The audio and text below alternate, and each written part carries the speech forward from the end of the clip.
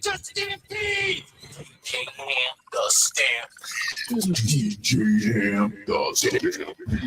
Yo, we here. Did you hand the stampede? We in the building. Like, share, subscribe, tell a friend, and tell a friend. Hit that like button right now if you can.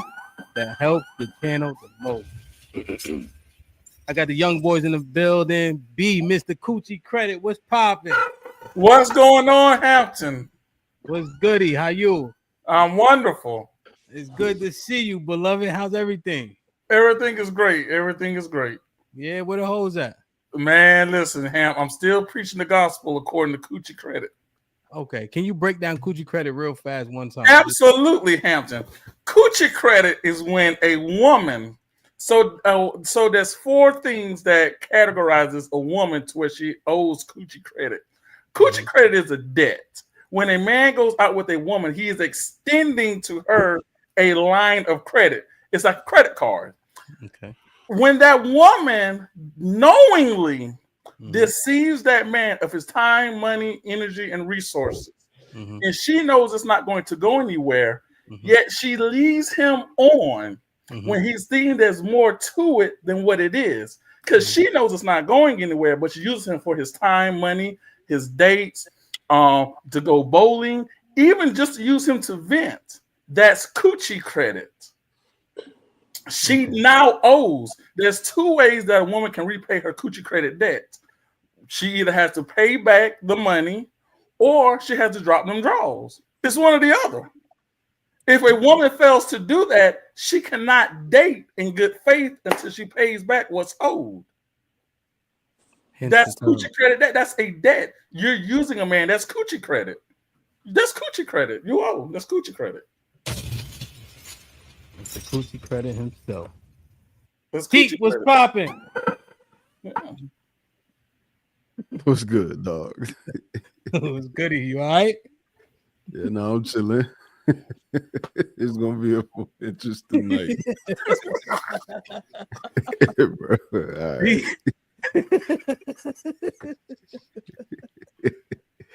Sway, what's good? Well, good afternoon, man. Appreciate you inviting me. Yes, sir. What's good, man? You almost done with your food? Nah, this is my after gym dinner meal, man. So, oh yeah, what you got for after the gym? Some pasta and steak. Some Alfredo pasta with some steak. Damn. Oh, you gaining though, right? Yeah. I think it's like 17 pounds now. Word? Mm-hmm. Damn, bro. How you feel? You feel like a grown-up and all that? Why you always trying to fight, bro? That's a compliment. I'm like, yo, you look, you know what I mean? You made it. No, I've been like this before. I'm really trying to get to like 195. But what you at now? 177. Damn. You could get there though. That's a long way though, brother. It'll happen someday. I'm not pressing. Indeed. Granny, what's popping? Hello, everyone. You trying to be demure or something, Monica? We just seen you in the back. What happened in the back? We saw how you was acting 30 seconds ago. What do you mean? Cussing, screaming, fussing, yelling at people outside your truck.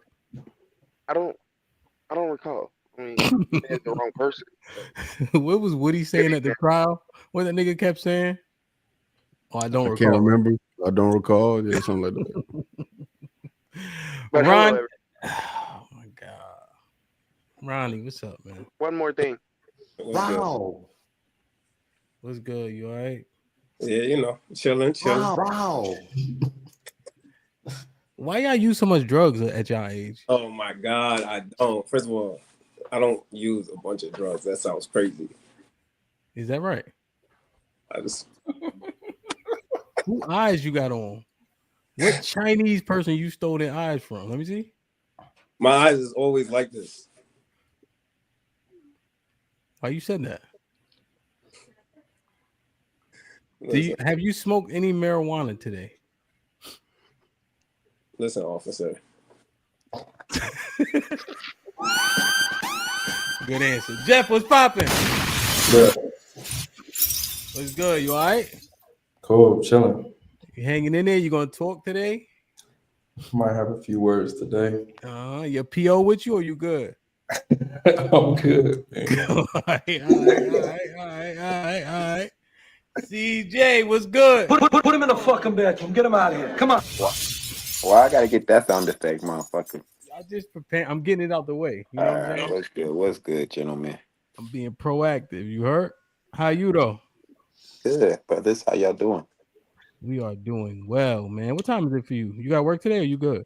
6:30. I'm good, but I gotta go somewhere around 9:30. Feel me? So I got 3 hours for you. All right, perfect, man.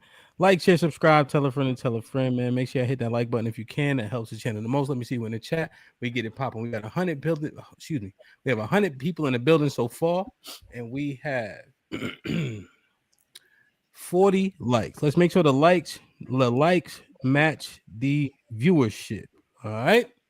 Let me see. Fish in the fit. What up, kid? We got Jarice in the building. E-Dub in the building. D Majesty in the building. Mr. JTK was good. My brother Frank, salute, man. Aaron, Shalom, cuzzo. What's popping? DirectionCYOP.com. What up, Bug? Make sure I go to the website, get the latest merch. Mel, you already know. Shit like that. Lorenzo was good. Perfect. Calvin, what up? Hope all is well, man. Lionheart, I ain't seen you in a minute, cuz. Good to see you. Daily Living in the building, of course. Great meeting this morning, my brother. James, what up? I wish James would camera up so he could be on the panel one day. Lex, what's goody? Salute to the Chiefs, huh? Ashe, what's good? Salute. DJ Rip in the building. You already know, representing. I like it, man. Michael H, what's goody? Let's get it. Tiff, what up? Tiff was cooking in the Discord today. DC was shaking. Hope all is well. Good to see you as always. Cali putting in work. That's good. Rock solid. Keeps it 100. Thank you for always watching the playbacks and leaving a comment. That helps us in the algorithm tremendously, man. Appreciate you. Aaron was good. Perfect. Terrell in the building. Quincy was good. Good to see you. Mrs. Locks putting in work. I like it. AL was good, kid. Salute. JG, what up? I ain't seen you in a little minute. Good to see you, man. For sure. Like, share, subscribe, tell a friend. Hit that like button right now if you can. That helps the channel the most.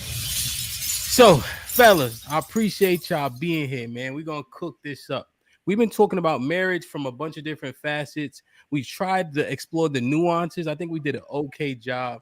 Things often get caught on what people dislike as opposed to maybe what they like. But it's hard to work through every facet over the course of 2 or 3 hours, right? Majority of the conversations have been with men who are either kind of past their prime, already married, kind of already divorced, right? And then even when we got a take, it was from younger niggas that's not even at the realm that y'all at. My assessment of where y'all at is shit getting serious now, right? Would y'all agree that 23 and 24 ain't the same as 25, right? Your people even start talking to you different. Hey, nigga, what you going, you know what I mean? You still in the house, you eating up all the food. You know how it go, right? 23, you can get away with eating up all the bread. 25, like, nigga, you can't buy your own bread. You know what I'm saying? 25 through, I say 34 or so is that range where you start to kind of get your bearings, you know? Like, what age do people graduate college? Like 22? 22, 23. Right? So you got a couple years to get your job. Let's say you even get like a MBA. Takes what, 2 years for the MBA? Just as an example. Obviously, JDs, MDs, those things take a little longer. But for the most part, if you were to get an elevated degree, it takes another couple years. So 25 seems like a good range, you know? You out of college, you know, fully out. People kind of start to get their own. When do people get their own place, would you say? What age? 30, Average. 28, 30. 28, 30? Like by themselves? Or with a chick, let's say. School. Let's say just moved out type. Like not even, you know what I mean? Moved out right after as soon as you Oh, can. well, yeah. Yeah, I'm talking about no roommates, though. No roommates, just by yourself, around 28, 30. Nah, well, I don't think he said roommates. He Roommates just said included. Roommates included. Girlfriend, roommates, all that. just getting out the house. 23, 24. 23, 24. If you're not going 4 years and you 19, you getting out whenever. Yeah, 19. Yeah. Me too, 23, 24. You're not most dudes ain't staying home for more than 6 months. You gotta So go somewhere I else. think the age is honestly just because when you initially get out of college, you know, how long it usually take people to find a job. Oftentimes, I don't see people having a job as soon as they get out. Generally, so I'm just thinking like 25 is kind of people give you a couple years to kind of get your shit together. You know, would you think it's earlier than that? It depends on your route. Like, I didn't take the traditional route. So, I mean, I went to college out of high school, then I left school for 2 years, then I got back into school and graduated. So, like, I mean, I have everything lined up when I graduated. So I ain't go to school. I ain't go back to college with the mindset of like I'm gonna move back in the crib. Like I wasn't going back home. Okay. So let's say, all right. So I understand that, you know, but again, just to reiterate the premise that things start to get a bit more serious, right? Around you guys' age. We talk so much about relationships, right? And in this past week, more specifically, marriage, you know. So I wanted to assemble this panel. All praises to the Most High. My cousin literally put a chat together with all of us in it today. And I had planned this panel. When did I text y'all? This morning or yesterday? No, this is morning. This morning. Early this morning, though. It wasn't like last minute. Yeah, I was up at like 5. I was surprised you 4:30. I text Cheeky, he texted me back at 4:32. I wake up. I wake up early. I go to sleep early too, though. But I put that together, right? And then Jeff, did you put the chat together today? Yeah. Well, I had put it together a while back, but yeah. But you put a message in there, you know what I mean? But you see how that works. So now you and Ronnie are here. So Ronnie's my nephew, and then Jeff is my first cousin, you know? So That's dope. That's dope. Yeah. So I wanted to mind it out slow, feel me? The first thing I want to assess is an ideology, or I think it would be an ideology, right? But paralysis by analysis. Did y'all look up what that term means? Mm-hmm. What does it mean, B? When you have too much information, it's hard for you to make a decision. I think I could see that. I like that. Cheek. Yeah. Paralysis by analysis. When you hear that, what does it mean? I know you probably looked it up, but how would you articulate it? I didn't look it up. Okay. But I think maybe having too many choices or too many factors causing, or lack of factors, or whatever the case, just over too much analyzing causing no decision making. Yeah, I think that how you summed it at the end makes most sense. That kind of aligns with B. Sway, anything different from what they said per se? So when I think of it, I really think of it like multiple choice chess. You're overthinking it and you're not trusting your gut in your first choice. So a lot of times you might pick your second or third and they more than likely will be wrong. So I've learned to trust my gut instead of being stuck in paralysis by analysis. If I understand myself and how I break stuff down, I usually try to make stuff make sense. I'm gonna just go with what I feel is correct and then see what I go with the outcomes. Because I'm more, it just builds confidence with yourself. And a lot of guys get stuck in different, like they're pulling different information from other places. It's not their own self kind of breaking it down. And so they don't know who is right or wrong because they haven't really been able to actually process it themselves. So they get stuck. They're just constantly trying to find an answer. Yeah. Instead of just believing in themselves. Yeah. Yeah. Okay. I like that end part. We're gonna get to more in depth in that. Granny, what you think?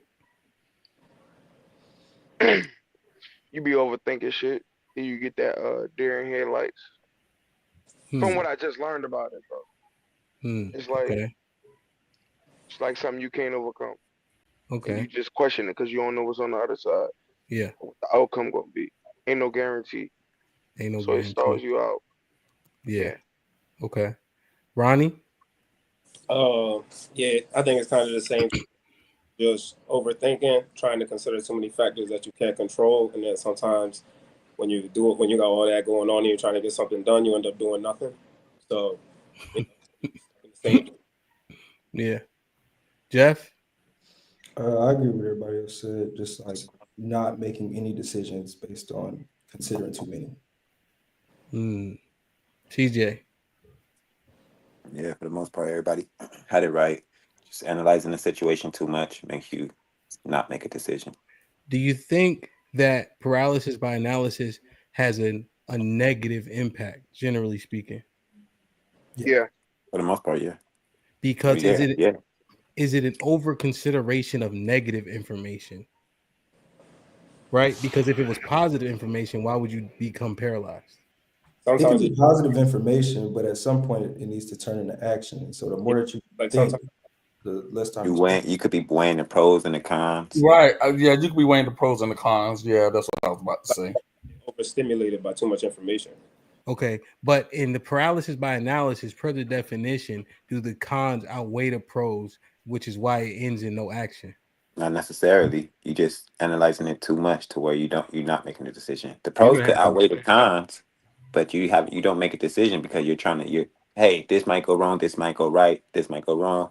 It's if you not had just if Go you ahead, had 18 D1 scholarship offers from the biggest, best schools in the nation, at that point, you're like, I can see how that can be overwhelming on how you're outweighing the pros and cons, because it can get dicey. It's like, who is you at that point? You're looking at a lot of nuance, like small shit that's going to separate the schools, and you're really going to have to get into like, what the fuck am I getting into long term? But I guess now you can just transfer with the NIL stuff. But there's still, I guess the examples, you just have so many options. If you want to play it to this, it could be with women. You have so many options. Okay. All right. So that's actually a good kind of segue point, right? I understand the analogy. I like it because the schools just simply offer different things, like there may not be a negative, but it just may not as good as this school. Doesn't mean it's bad though. Right. So I tend to like the analogy. When we're looking at relationship conversations and I'm thinking about applying paralysis by analysis, what I gather is the majority of time, right? The negative stuff outweighs the positives. The negative is drilled in more often, and that's what's most analyzed. And then decision making is predicated off of that. well, if a decision is being made, it's not paralysis by analysis because they're making a decision. Well, they're not doing anything though, right? So what it is the negative information is coming out, right? And then that's what everything is predicated upon, right? So they're not talking to women, and then they definitely not talking to women after they get to the new information.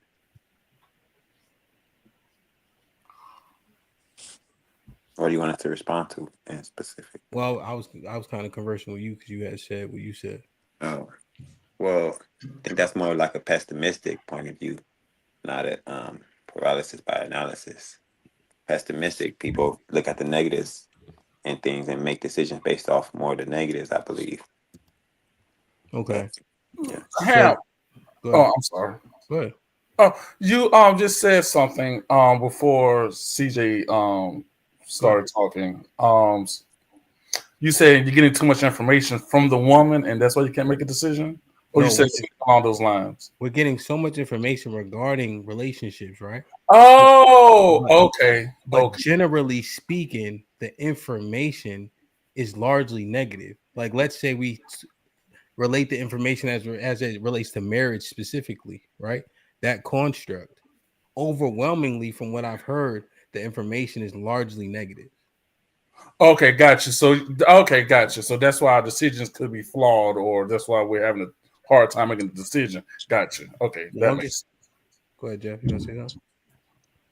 It don't seem like they're making a hard time making a decision. Nah, I was trying to understand like where he was going with it, but now I get what he's saying. He's saying like we're being fed so much bad information, it's kind of pushing us away from like making a decision about, like, it's pushing us into making bad decisions about relationships. Like all the bad information we get is what's making us make our decisions about relationships and stuff. Well, it's kind of making the decision for you that it is a negative thing, and then no, we're not going to get married, and we ain't about to deal with none of this shit. We already making the decision. You ain't got the yes side or the happy side or the other side, because there's only one side. The decision's made for you.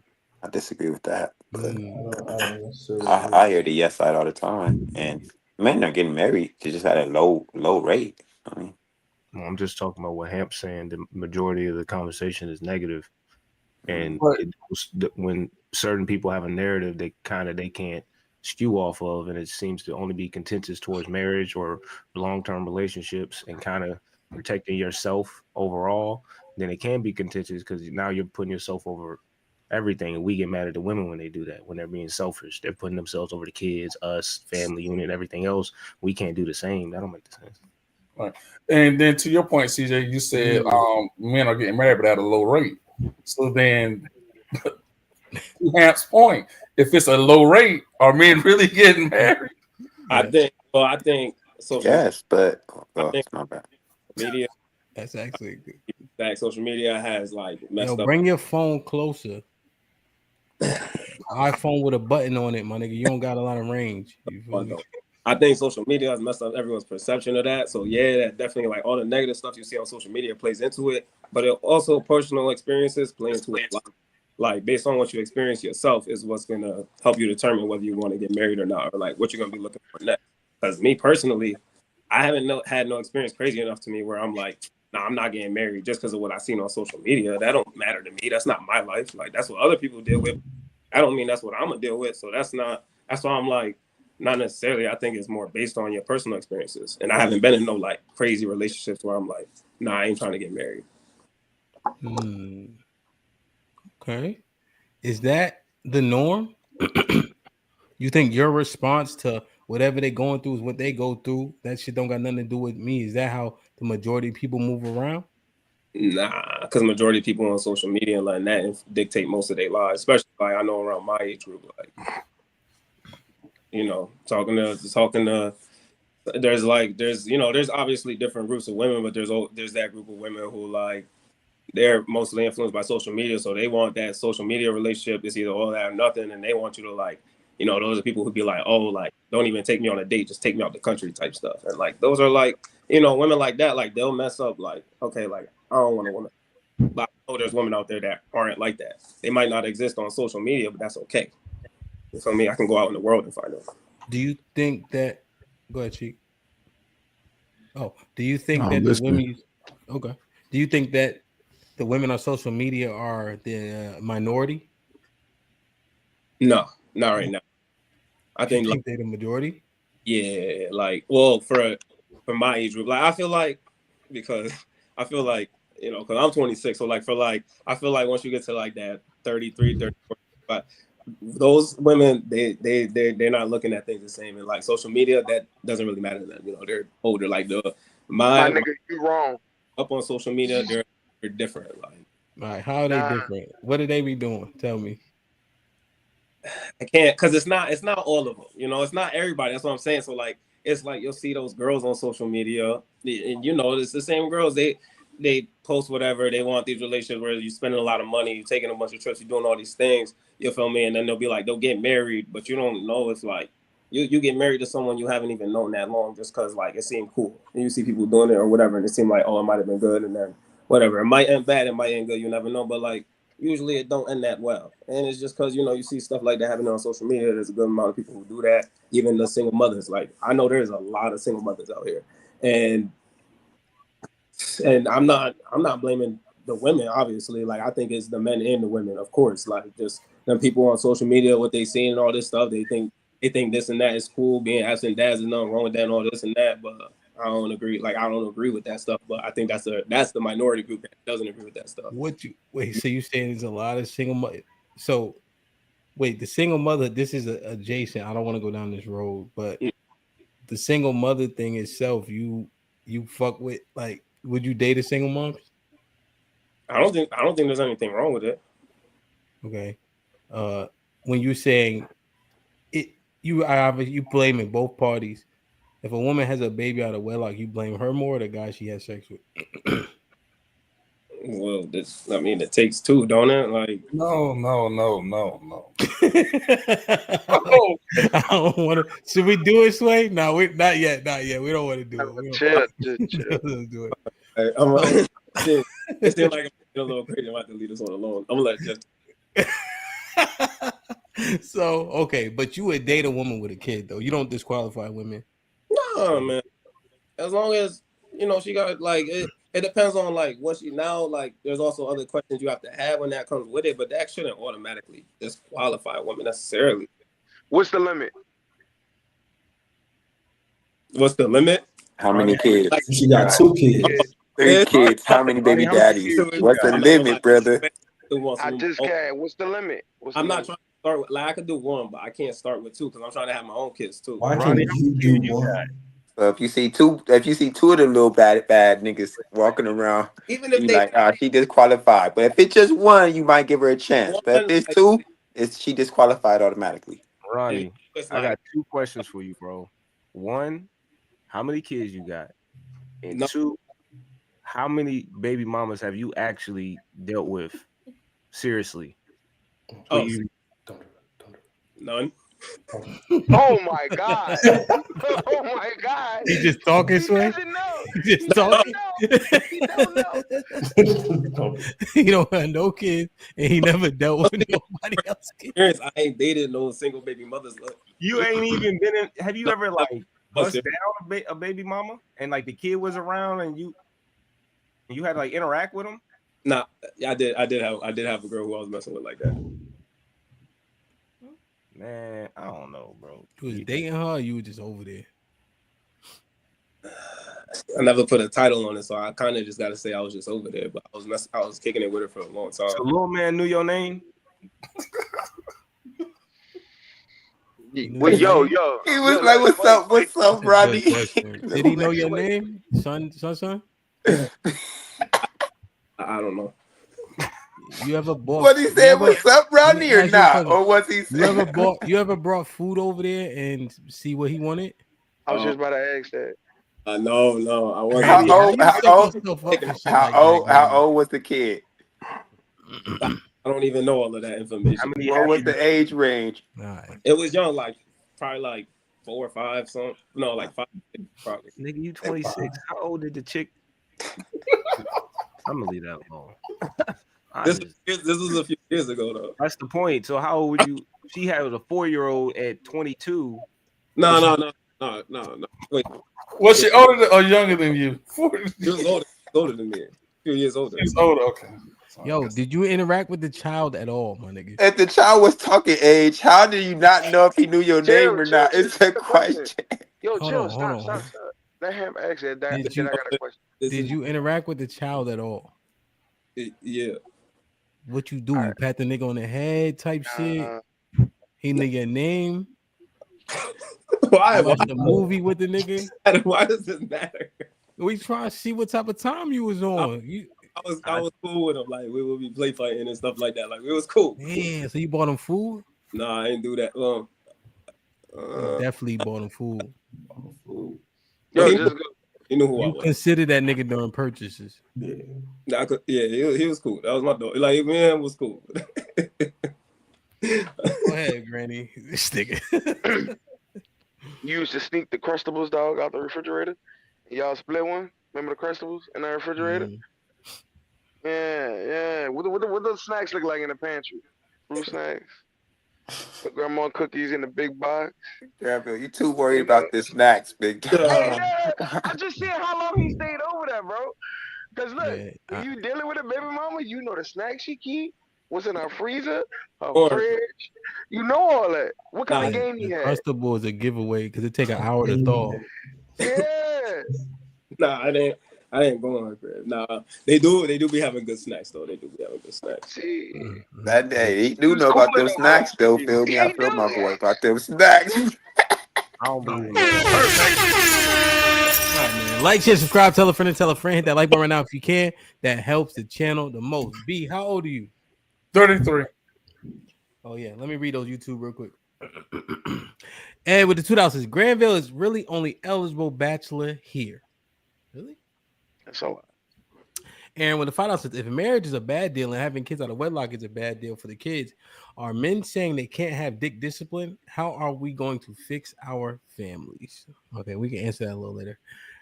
Cammy was popping with a $5. The Bachelors are handsome. You found them from the candy store. Rizzle. I guess he's saying y'all look good. Salute to y'all niggas, man. So B is 33. Cheek is what? 28. Sway, you 28. 26. Yeah, I'm 26. Granny is 33. Ronnie, you 26. Yeah. Jeff, you 26? CJ, old head nigga. You Oldest 34. nigga up here, yeah. Jesus Christ. Let me ask y'all a question real quick, man. This just popped in my head. You think you a good catch? Huh? It's a broadcast. I'm all right. I'm decent. Feel me? Yeah, tell me your characteristics. Let me see. Let's say you was on a dating show, right? And she said, yo, why should I pick you, CJ? I make decent money. Feel me? I'm handsome, funny as hell, good looking. What you mean, charming? What else? What you need, girl? How the fuck you say handsome, make good looking? He don't know that's the same. I had to make sure she had two options. Feel me? What else? Shit, whatever you looking for, you got it right here in front of you, baby. Not you, but to the girl. What last book you read? I don't read like that. Okay. All right. Fuck you talking about last book I read? What is this? A fucking I'm just asking, bro. You offended? reading Rainbow in this bitch. I don't read books like that. We got YouTube. We got fucking audio books. Okay. Jeff, what make you think you're a good catch? Said me? Yeah. Real good. I am a good communicator. I am personable. I'm a family You a person. good communicator? I am a good communicator. Fool, go ahead. I know how to express myself. I think I offer a little bit of fun, all the things. Oof. All the things, man. Damn. Boy. Is that it? All the things. Okay. Somebody said, why you smiling so much? Ronnie, you think you're a good catch?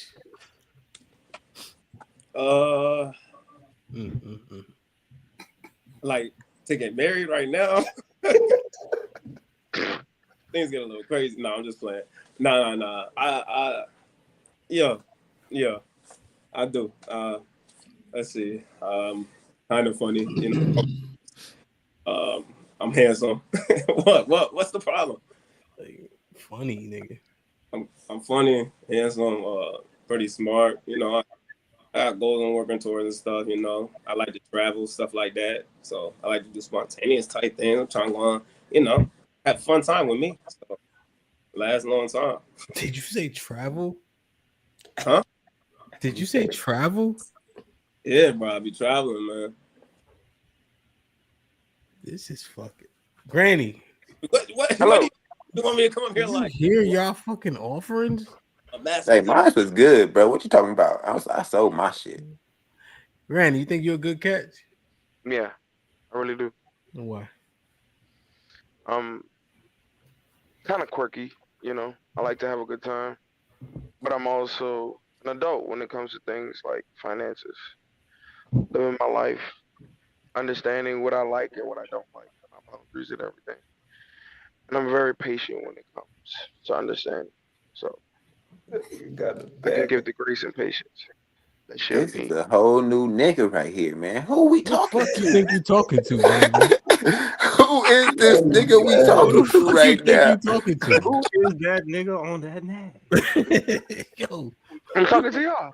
I don't recognize him. We're supposed to be signed up. yo, Granny. Yo, Detroit, What's up? stay on your ass, bro. Pause. LeDroit, stay on your ass. Look what he put in the chat. What do you put? He stay on your ass. What he said? You know you got the chat turned off. We can't see it, Ham. Good. That's Sway. crazy. Yeah, I don't know what the fucking chat saying. It's probably better that way. See, that's why you don't need to see this in the fucking chat. LeDroit hit that nigga with something like 3 weeks ago. Your top, bro. Sway. That nigga from the A-Ward, he dirty anyway. He from DC. Sway, you think you're a good catch? I think it doesn't really matter what I think. I think women think I'm a good catch, so that's why they usually want to deal with me long term. But I find my options of not necessarily want to deal with them, so that makes me the catch. Okay, so by proxy, them liking you, that makes you a good catch. Why do you think they like you? I guess the qualities I exhibit. I'm like what? 6 foot plus, decent looking. I guess they say I'm above average. I'm good, decent at communicating. I think my vocabulary is nice. I can articulate my emotions. A lot of times I can articulate their emotions for them. My female friends have called me the Black Dr. Phil. So, because I've helped them through a lot of their strives in life and their earlier parts with the men and career and stuff like that. So I usually try to help get the best outcomes for them. It's not necessarily about me. And usually I just move accordingly. I'm not trying to stop you from doing nothing. If we align, we align. We don't, we don't. So, for me, I think I have a level of maturity a lot of guys my age don't bring. I got my own place. I've had my own place since I was 19. Granted, that's nothing special, but I got my own car. I know a lot of girls say dudes only have their own whip, so they got to be picking niggas up type shit. I never got to worry about none of that. I don't need someone to take care of me in that sense. Granted, you will contribute, but I don't necessarily need someone to take care of me like I'm a child. So, okay. Okay, I understand it.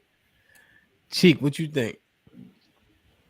Oh, my job is also nice. It has upward mobility, decent career, and I'm handy. I can fix anything in the house, so that's also good. They like that, handyman. I thought they don't like that shit no more. Nah, they don't know what they like. No, they do, because when you when you start fixing shit that they think yo, I don't have to pay for that, and he's just up there changing, fixing. They be thinking of remodeling. They be thinking all types of shit, and then they be helping you through it, and they be trying to suck your dick while you do it too. That's not a distraction. Nice to help. I don't get shit done when that happens. Hell no. Because your shoulder hurt.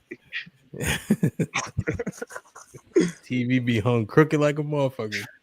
Cheek, what's popping, man? What you think? You a good catch? Say that again. You a good catch? What you think? I think just based off of, again, kind of similar to Sway, just women tell me. I don't think much of anything besides just be myself. But some of the things that they've told me is just I seem to be very mature, being able to articulate my thoughts as well as how I feel. I don't shy away from that. Like, I'm not somebody that just won't tell you how no, I'll tell you exactly how I feel. It may not be the most expressive, so they have to get used to that. There's some quirks that come with me. Like, I'm not the most emotional person, but that doesn't mean that I'm not expressing my thoughts or feelings. One, and then two, overall, I'm just from how I carry myself. I'm a moral person, stand up. I don't have a history of doing fuck nigga shit. Like, I'm not a cheater. I ain't sleeping around with a bunch of women. They find that admirable, but they don't really know what to do with that. Because that's just not common, one. And then two, it's hard for them to trust that. So I make them feel comfortable is another thing that they tend to say. Like, oh, I feel comfortable around you. I don't feel like you're gonna try anything. You're a freak who's just handsy, and so we can have conversation. And when we get into conversation, they tend to enjoy it, like, very deeply too, especially if they're that type of person.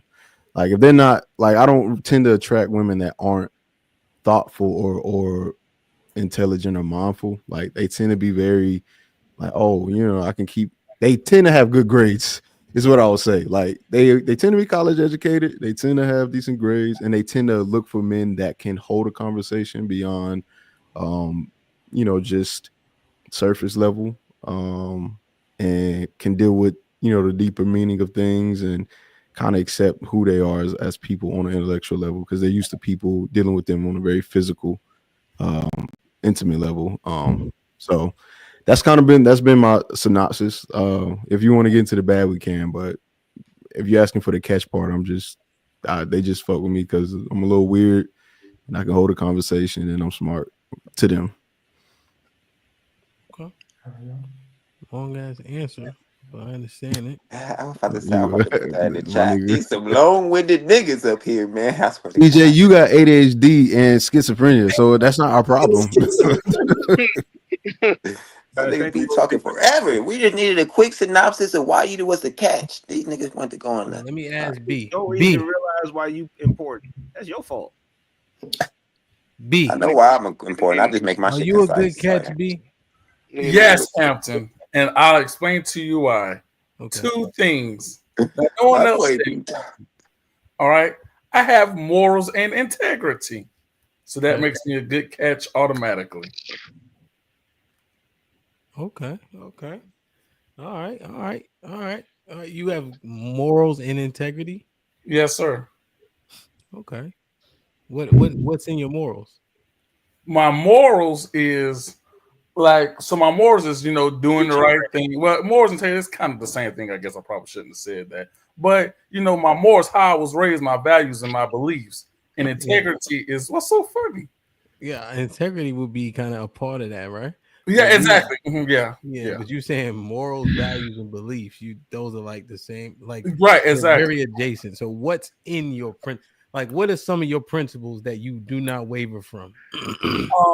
I'm deceiving. Like, I ain't out deceiving people.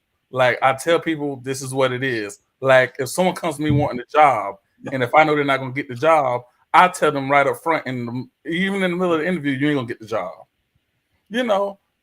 So you don't want to be out here deceiving people. You always want to tell your fellow man the truth. You always want to uplift and encourage and not deceive or lead someone astray. And that makes life much easier in my opinion. Okay. Do you think you make women feel safe? I mean, I'm a fat fella. I probably make them feel safe. I mean, you mean safe as in from protection or safe as in? Because we do a lot of talking about the women, right? So now I got the young boys up here. Do you think you make women feel safe? Yeah. Us? Yeah. Do you think y'all make women feel comforted around y'all? Oh yeah. Me? Before they let the guard down, I would say yeah. There you go. Do you think women are like how Cheeky said? The women that around him understands that he's there for more than things that are just physical, and then he taps into the intellectual, which is why they become intrigued.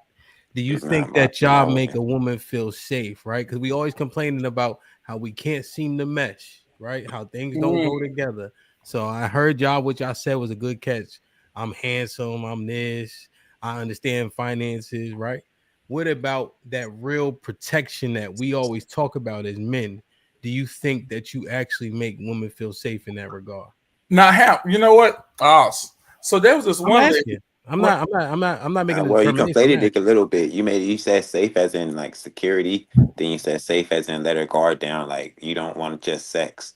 Like they feel safe as in like they could walk around with me and no niggas won't test them or nobody would do anything. And that's why I said it just how I said it, because there's a misunderstanding about protection. I think trust me, like for anything, like with her emotions. Hold on, hi nigga. Let B was about to talk for he got cut off twice, and then you can go. Sorry, B. So it's funny you mentioned that, because I remember this one lady, she said, Brian, I feel so safe around you. And I thought it was protection. Then as we started talking more and more and more as time went on, she said, Brian, I don't feel so safe with you anymore. But what she was referring to, she felt as if I was judging her. But I wasn't coming from a place of judging. I was coming from a place of, why do you do the things that you do?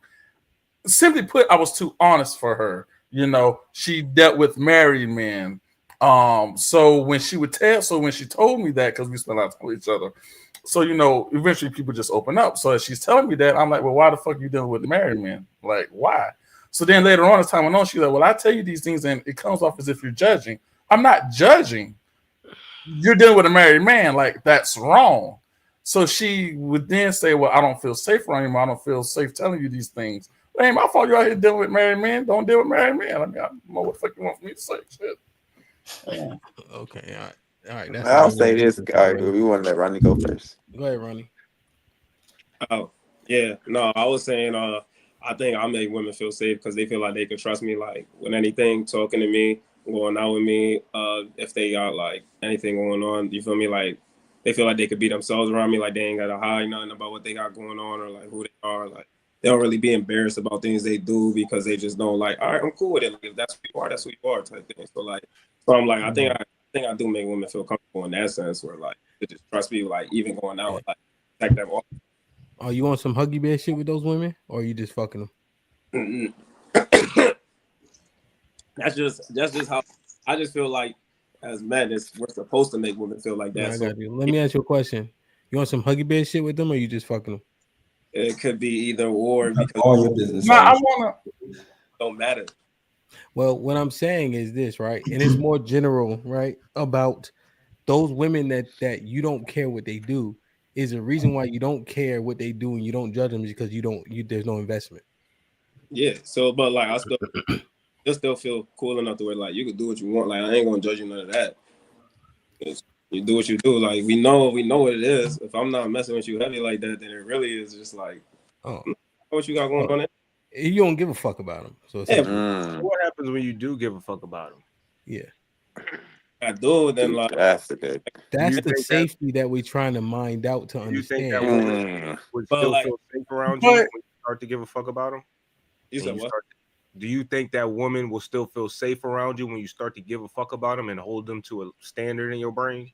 Yeah, because if it's a woman that I started to like care about and that I know I'm gonna keep around, and the woman that I'm gonna engage with, like I'm gonna know it's gonna be a woman that I'm gonna feel like that about. I'm not just gonna engage with like someone who like she already bad signs off the jump, and I'm gonna be like, nah, maybe I could change her. Like, nah, if I'm engaging with her like this, she probably already had the potential from the beginning. So like, I don't expect like crazy stuff. You can feel me, but like if it starts happening, yeah, I'll leave. But I ain't gonna lie to you, that shit sound good until you gotta really apply that shit, bro. Say it. Go ahead. Yeah. B had you had a follow up for Ronnie. Well, I had a question in general. So this might come off as a silly question, but I'm gonna ask it anyway. Is it a man's job to make a woman feel safe? Now, hold on, hear me out, okay? Let's piggyback on what I was saying earlier. There's this lady, you know, she opens up to me, she tells me she's dealing with married men. And my response is, you shouldn't be dealing with married men. You know, that's wrong. That could get you killed. You know, like that's wrong on all levels. So then later on, she's like, oh, well, I don't feel safe around you anymore telling you these things. But is it my job to make any woman feel safe? You know right from wrong. And if you choose to deal with a married man and I tell you that's wrong, I was going to say something. My job to make you feel safe ain't my job to do a damn thing. My job is to tell you the truth. That's wrong. I think B is right. I think y'all right because I think I've lost a lot of pussy from not making women feel safe. Feel me? I got a story. I was doing Uber, right? Then the girl invited me over. She had the little shorts on. She wanted me to get them cheeks, feel me? Then she started telling me about the kid. She was dating the girl and she had a kid. The girl had a kid and she wouldn't let her see the kid. And I was like, it's not really your kid. I didn't get no cheeks after that, feel me? I said that one sentence, cheeks was gone. She was like, you need to leave, nigga. I was like, damn. So she didn't feel safe.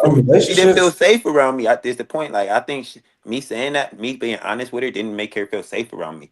So when I'm not trying to get cheeks, and do women usually know that I'm trying to get cheeks, feel me? I'm not. It's not that hard for them to tell. But but piggyback on that. Still, whether you're trying to get cheeks or not, shouldn't even matter. You should always have a level of honesty to these women.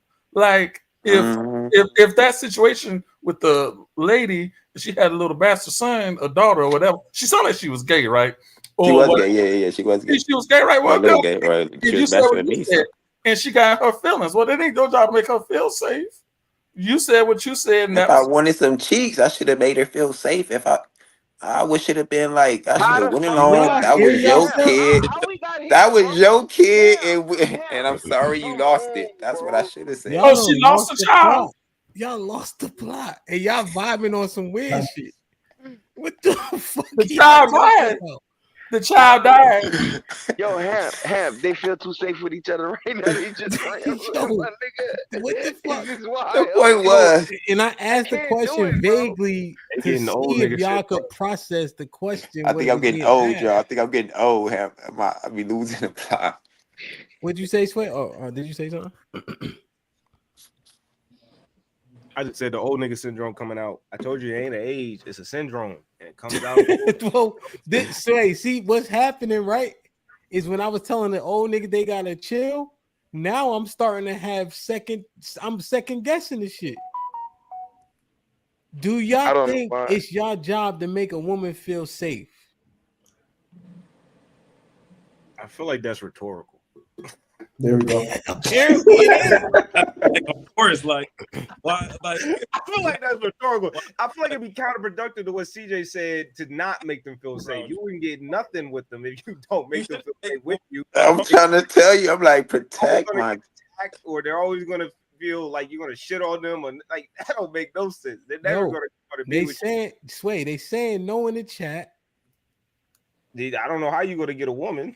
Niggas not even considering the emotional aspect. You want her to lie to you? You want her to just be moving sneaky and just using you for what she see to use you for, and then I'm so confused. Like it doesn't seem productive to not make a woman feel safe with you. It seems counterintuitive to the outcomes you want if you don't. So regardless if you feel like you should or not, what outcomes you want, and that usually leads if you should or not. If you don't want those outcomes, then fuck it. You don't need to deal with her. You should make her feel safe if you want to get the outcomes. The cheeks is the outcome, so you need to make her feel safe. Choices and trade-offs. Choices and trade-offs. You make them and you live with them. So I thought this shit was about marriage. Like, what are we talking about? Old niggas leading this astray. Like, how the fuck is it old niggas leading this? I ain't said shit. CJ and B, they like bro, he asked a question. I just answered the question. Is it our job to make them feel safe and all this nonsense and emotionally safe and whatever? You know what I'm saying? Yo, that was the question posed, and I answered the question. Hold on, chill. Ham. Are we talking about a generalized aspect? Or are we talking about marriage? You ask a question. I think you're saying on an individual level with women you're dealing with. Individual level women I'm dealing with, right? That means inside a relationship, right? Yeah. What do you mean? Inside a relationship? Yes. She should be okay with you coming to you to tell what the fuck her retardedness is today. And she feels okay with telling you. Yes, you need to make that space available for her. And it's a painful thing to do because we know most of the time it's bullshit, but you got to create that space and understand when it's not. Yes, you're responsible for that. Okay. Agreed. So, majority of what women talk about is bullshit. Y'all just make room to listen to it. No, that's what stop. Don't do that. Majority, listen. The problem is you gotta understand when it's like you almost gotta have a brain filter and understand the person you with. This part is the emotion, but listen to the words and take the context from what's actually going on. And that's a really hard thing to process day in and day out because that shit gets annoying. And you be asking yourself, like, what is it today? But you understand that you care about this person. So over the time, this is going to cause me a brain hemorrhage, but I fuck with her, so I got to do it. And I don't think that's a bad thing. Being understanding. What'd you say?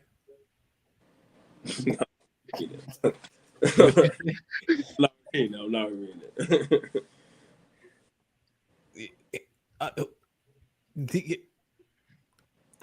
Yo, are y'all good? Like, y'all niggas is cooked. What the fuck is going on, bro? Like, yo, what we say wrong, Cap? What we say wrong, bro? It's like it's like pulling teeth with y'all niggas.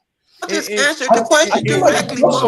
Now niggas got so much to say when I'm trying to talk. Go ahead. Y'all want to talk while I'm What's the talking? question? Go ahead, Jeff, bro. No, I was just gonna say I think the question was lost. Like, we went from asking if you could deal with somebody's. Look at this nigga. Go ahead, Jeff. That's what CJ said. This nigga don't even know the question. Yo, Like, Shit, is it our job to make women feel safe, motherfucker? yeah, Was the question. that's the question that threw it a different direction. Because now, is it like, are we talking about relationships or are we talking about people feeling safe, like in general? Like, it just kind of went all over the place. So we ain't really know where the convo was going at this point. all right. The woman you with, you supposed to make her feel safe, Jeff? But moderator, can you help direct the In what conversation, way? moderator? Sorry. Oh man, y'all derailed this shit. Physically I'm and just letting it emotionally. happen. And here's the thing: this gonna reflect on y'all, not me. I think we're doing a good job, They gentlemen. see me every day. They see y'all niggas once in a blue. So Jeff, Yeah, the woman you with, you supposed to make her feel safe? 100%. Yeah. In what way? I think physically and emotionally. I think more emotionally is something, at least for me personally, it kind of takes a little bit more time. Just because I'm a very like stern, my thinking is my way type of person. So like as a leader, I kind of just want things to go my way. And that could kind of like throw off my communication or allow somebody to be a little bit more open with me. So it's something that's kind of had to take time, but I think in my relationship now, I do. Like I make her feel a little bit safer. Okay. Now, what happens when you're dealing with women, right? Are their emotions pretty like how do they deal? Do they deal emotionally or do they deal logically? Definitely more emotionally. Okay. And so you make space for her to be emotional with you, to express herself? Yes. I think Okay. everything is perspective based. So it's like I can understand something from a much more concrete, like it is what it is type perspective because I'm able to put my feelings to the side. But for somebody that moves with a little bit more emotion, and considering her feelings, I have to think about how she might process things as well. So Okay. yeah. What do you do to mitigate the risk of being manipulated? How do I ask that question one more time? How do you mitigate the risk of being manipulated, right? So Um, oftentimes the crux of issues is the fact that women will navigate in a particular way to gain an advantage during like conversation with emotion, etc., right? Because that is their advantage, and people use what they have essentially, right? It's not even malicious; it just is, And so when you're making space for such things, right, which is why the question is actually more in depth than maybe initially on the surface. How do you discern? Okay, I buy into this, I play into this, I entertain this, I don't entertain that. How do you lead in that construct? I mean, I think you have to balance your. This way you could jump in. Okay. Am I answering this? No. No, go ahead. I'm saying after. Okay. No, I was going to say I think you need to balance consistency or find some kind of parallel between the consistency and her responsiveness to what you're doing and what your values are. So if you feel like there's something that she's asking of you that you might feel weird about in the beginning, and it's something that you probably might not do normally anyway, you could kind of differentiate whether it's manipulation or not. Okay. Go ahead, Sway. For me, the biggest thing is vocabulary. As much as we want to downgrade it, I think CJ was asked what was the last book you read. You need to start reading, bro, because it just in general, upgrading your vocabulary allows you to be able to identify stuff in real time, and you being able to put a word and a definition to what you're actually going through, and you not just feeling like something just happened, but you don't know what just happened. So a lot of times you can't even articulate it, and you more than likely just want to crash out or give up on the conversation altogether. So I think just for men and their sanity and to be able to articulate, like I said, not only their feelings, but their woman's feelings for them, you have to be able to upgrade your vocabulary so you can identify a lot of the things that she's going through and then be able to kind of put it into a different perspective so she can understand it as well. So vocabulary is big. Just to add on to what Jeff said, because what Jeff said is also true. She got to live by what she's saying she's doing. Her actions speak louder than words a lot of stuff. Can I respond to? So in a relationship, it's my job to protect her physically. Emotionally, we kind of got to figure out what that means.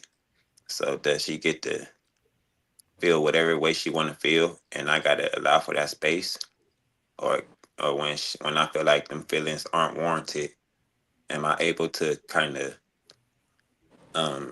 what's the good word? This is the Sway's point. I need to read more, but my dictionary is pretty You just said that on you. In my opinion, you just set a baseline of what's respected and what's disrespected, and for the most part, you understand when you're talking to a woman. I want to be respected the same way you want to be heard for your emotions. We get a level of baseline. We move forward. If I see you starting to go left and start trying to be disrespectful, you understand you're not going to get the outcomes you want with me. And I guess that's more so. Yeah, that's my So I'm not allowing a safe space for her to be disrespectful or like no, that's not acceptable. Feel me? So I have to correct that or before it even start for the most part. But so yeah, so I feel like being safe. I mean, her protection is my responsibility. Her emotions, she need to control those. It's not. I don't have to create a safe space for her emotions. She need to figure out how to get them in check, and that's why. Yeah. I think like when we having these conversations, I just don't think that we know what we're doing. I don't think that we know what to do, right? If when we were having a conversation with women and the women agreed that they have a baseline of chaos, right? Right? And if a man's supposed to bring order, why would you not have an expectation to check the emotions? And then you expect to yield what type of results? Say that last statement again. Yeah. So like a lot of times you might not even know, and she might not even know she did it. But once you can identify it, like gaslighting, I'll just use that as an example. Women might not know they're gaslighting you, but they doing it, but they just didn't know there's a word for it. Now you know it's a word for it, and you can put a definition behind it and kind of show them, hey, you're doing something in real time that's going to be contentious to this conversation and it's not going to get you the outcomes you want in terms of me understanding your emotions. You gaslighting me, i.e. the definition. And you can use other things, straw man, gaslight, all these different terminologies that's going to help you be able to break down what y'all are doing in real time. And like what micromanaging? Are you micromanaging me? Do you even know what like the definition of micromanaging? A lot of times men get micromanaged, but they don't know what the definition or what that is. So they're like, bro, you're like nagging me, or you're always over my shoulder, you're always this. Nah, she micromanaging the fuck out of you. And she don't like to be micromanaged, I bet, because she'll complain about that at work.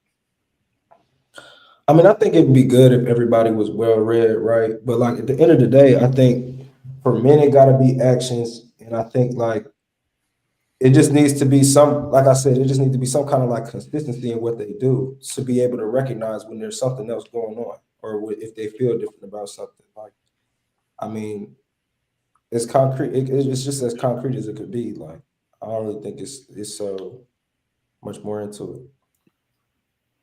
So you're saying as long as his actions and what? Actions and consistency in actions? Is that what he's trying to say? He's saying that she got to be a woman of her word. If she's not living behind what she say and kind of trying to move forward, the conversation really don't matter, because if you say sorry, but you don't change on it, it don't fucking matter. So I think he's mainly saying like she has her actions speak louder than words. But he come back up here and re-articulate. Yeah. But my question is, so how are we bringing this back to the marriage thing? Are we saying? Well, I'm trying to assess the thinking, right? Because here's what happens, right? Our thought process going into a relationship, right, is not good, right? It's not solid. We don't understand what we're doing, right? And then we'll hate on or blame marriage and say marriage is bad when the truth is people ain't doing the work before they even get married. Facts. So now we mining out concepts and ideology, and we doing a poor job at it. And then us men are supposed to get married to the women that we already complain about, not being able to process the information and the conversation we having in real time. And then we expect a good result out of marriage. Right. So I can't even ask y'all about marriage, because asking y'all about ideologies, our train of thought isn't smooth. I don't know if I agree. I think so. You don't have it ain't even for you to disagree. It's the truth. Yeah, we just witnessed it on the panel. But I think so. You think what? It's the truth, brother. I'll concede it. Well, just think about it, CJ, right? And I want to ask about marriage, but when we're talking about like, how do you do this? How do you do that? What's the baseline for this? Are you a good catch? We talking about we pretty. We what? We think I'm a good catch because I look good. No. For a man, that shit ain't never. That shit don't matter.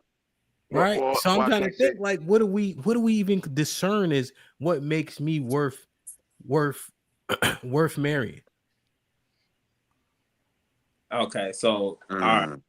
Well, in that sense, see, I didn't know you wanted to like answers like that, because in that sense, it would be more like, you know, like that's when like you have to be like a good listener, like a good communicator, stuff like that. When you're talking about your morals and your integrity, No, you gotta be I asked you, Ronnie. I asked you what makes you a good catch, nigga. I didn't say don't say nothing smart. I didn't say that. I didn't We know. listening to too much women. Be a good communicator and a good listener. No, a good catch is a man that has finances and that's willing to support his woman for the most part. That's what they think a good catch is. I think But there's women like women. I think you need more than that to keep her happy and stuff. Like you gotta connect. Like for marriage and stuff, it's different. Niggas sound gay. You don't gotta do too much more to keep her fucking happy. Listen, stupid. Hey. Like, what is we talking about, man? Men are mostly good communicators. We doing a good job communicating. Women want to go on. I'm not even gonna start this women shit tonight. Go ahead, man. You lead the conversation. Yo, why this is insane. Why you did that? You talk about we don't have to come. What? Go ahead. What you said? No, I said no. They want us to be their punching bags, not good fucking communicators. What are we talking about, man? What women do you encounter? Fucking women on the daily, regular women in the streets.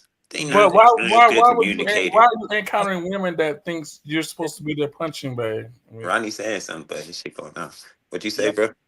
Confusing me. Is it marriage or regular women? Like I'm confused. like what you mean, married to regular women? We have to get married to the regular women. I'm assuming, right?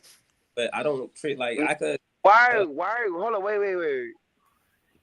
I ain't gonna lie to you. I'm trying to hurt my brain, bro. Yeah, why are y'all taking it back to the women when we supposed to be about the young niggas? This feels like analysis by paralysis or a paralysis by analysis, yo. I'm 3 dudes, possibly Jeff. He just got back here is exhibiting this, and me and Hamp brains is hurting watching y'all go through this shit. Whatever, motherfucker. Your brain ain't hurting watching shit. You just don't understand. Just say I'm not smart enough to keep up with y'all. And you want to try to downplay what we saying instead of saying I'm just not good enough to keep up with y'all, gentlemen. Y'all saying a lot of shit, and I'm not keeping up. Wow, I got a lot. You lying right now, motherfucker. Your brain hurting. How your brain hurting? What does that even mean? Wow, like y'all all over the place. I can't get with the concept and just because we need to pick a fucking direction and go in. We talking about marriage, or we talking about how we should we make women safe? What women? The women we're married to? Yes, physically. There's 2 different safes we're talking about. Y'all talking about safe space for emotions. So see, Jeff, what are we talking about here? Slow down. Y'all was like overthinking it, and I'm like, bro, that shit just sound rhetorical. That's the difference. Y'all overthinking shit, and for me, so then you help us, Sway. You help us make shit simpler. I've been trying to, but y'all keep overthinking it. It don't really matter. If like I said, what outcomes do you want? Do you want a woman to marry? Do you want a woman that's gonna ride for you? Do you want a woman that's gonna be mindful of you, care for you, do all the things you want for her? That you gonna have to do some shit that she gonna want from you. And I think she gonna want to feel safe with you, my nigga, regardless of any woman you deal with. If it's gonna be a woman you fucking on, it's gonna be a woman you take it for a fling, it's gonna be a woman you marry. Most women don't want to feel endangered with you. That's just sounds stupid. I don't know why we gotta define. See how this conversation is getting lost. Endanger how? By not being able to express your emotion. My bad. Sway. My bad. The woman that's not going to be hella contentious. I doubt that she's going to want to feel danger from you. But see, now we complaining danger, not feeling safe and feeling danger. And feeling danger is 2 different things. Like how do you like you can't protect her or hear her or understand her? Any of those things, it's going to feel like you're moot. Like why am I dealing with? What if you hear her, but you disagree, or you hear her and you not, and she's overreacting? Are you not able to say, hey, maybe you should calm down in this situation, or maybe you should listen to me in this situation? What if she say, I don't want to listen. I want you to just listen to me. Like, all right. Hey, sometimes women just be talking and they just trying to get some shit off their chest. Yeah. Now that is true. I'd agree with that. I agree with that too. I agree with that too. We don't. A lot of times we don't want to do it with them. I'd rather come to Granville or Hamp and just be talking. But they want to come to us because they want to do everything with us. They want to sleep with us. They want to breathe with us. They want to watch movies with us. They want to talk to us. They want to go golfing with us. They want to go shopping Eat with your us. food. Everything with us. The Like, time that they give us by ourselves, they don't want to do that. They want to do. I agree with you, Sway. With us. So it's like it's a different dynamic, and if you understand that, then you have to understand that we're dealing with any woman, especially if you want a productive relationship out of it. But do you have to give them all the time they're asking for, or can you say, all right, that's enough? I need some time to myself. Standards, my nigga. It's a grown ass. It's the boundary. It's the code. The boundary. The standard. Of a grown ass adult. You can't let her run wild like a child and take advantage of you. Okay, and when it's time to set them boundaries and standards, do she at the said, beginning of the relationship before y'all even get there. Yeah, if you find a woman who fits your standards, shit, you just let that shit be known what's going on with her. If she more often than not, if she understand that, like to Jeff said, she gonna agree to it, and then at that point she need to move accordingly. If she not, then to Jeff's point, you need to get her going. I agree. Yeah, like I said, you're overthinking it. No, we not overthinking. We just walked it down. We talked through it, motherfucker. And it came. You were talking to me, motherfucker. It was a back and forth. You wasn't talking to yourself. See how they do? You see how they do? He walked it down. Now he walked it down by himself. Now I'm about to let my boy Sway just talk. Feel me? Go ahead, Sway. Feel me, sis. You doing everything by yourself. Damn, boy. Like, share, subscribe, tell a friend. Hit that like button right now if you can. That helps the channel the most. Clips of the $2 says, you guys answer questions like the ladies on PTB. Reaper with the $5. What up? Reaper says, Hamp, salute Hamp and panel. Cheeky looked like Ben Vereen when he played Will Smith's father in that one episode. Why he don't want me, man? Head ass. Black Lexicon with the $5 says, if Adam was a homie and he asked you, do you think he should marry Eve? What would you say to him knowing what you know? How did they work out anyway? Would y'all tell Adam to marry Eve? Hell nah. She don't listen, bro. RBN was popping. My OG RBN been a member for 12 months. Matt P, salute. Perfect. Brother Matt in the building, been a member for 14 months. RBN with the $5 says, salute Hamp and the fellas. What's popping? Joel with the $5 says, this is where the fellas are supposed to list off all those inner qualities we've been conditioned to think don't actually matter. Ellipsis. LOL. RBN with the $5 says, Hamp, what's wrong with this Ronnie dude? Ellipsis. Not him specifically, but mans like his. Good communicator? Yeah. Thank you, TJ. TJ's a real one. Tony with the $5. What up, Tone? Says, yes, safety is our responsibility. We as Black men need to acknowledge power dynamics, and our actions can impact our Black woman's sense of security. Aaron with the $2 says, CJ, no jokes, but what is your woman not doing? You want me to answer this? She just talk back a little more than I want to, feel me? Sometimes, and I do it, you know, women shit, bro. Just regular women shit, but it's what it is.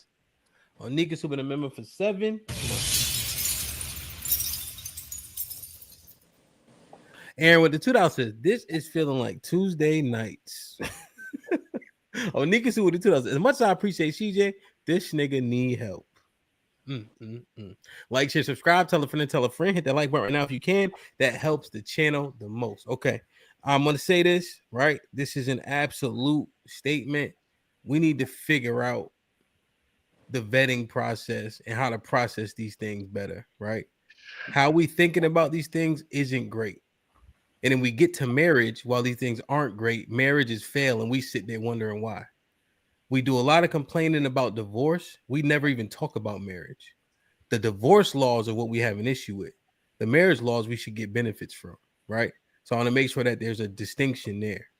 Marriage itself, what do you guys actually think? Kasim, did I miss your super chat? Yeah, you didn't read it. My bad. Let me see. Hold on, Kasim, my fault. Kasim with the $10. What up, Kasim? Says relationships need both logic and emotion.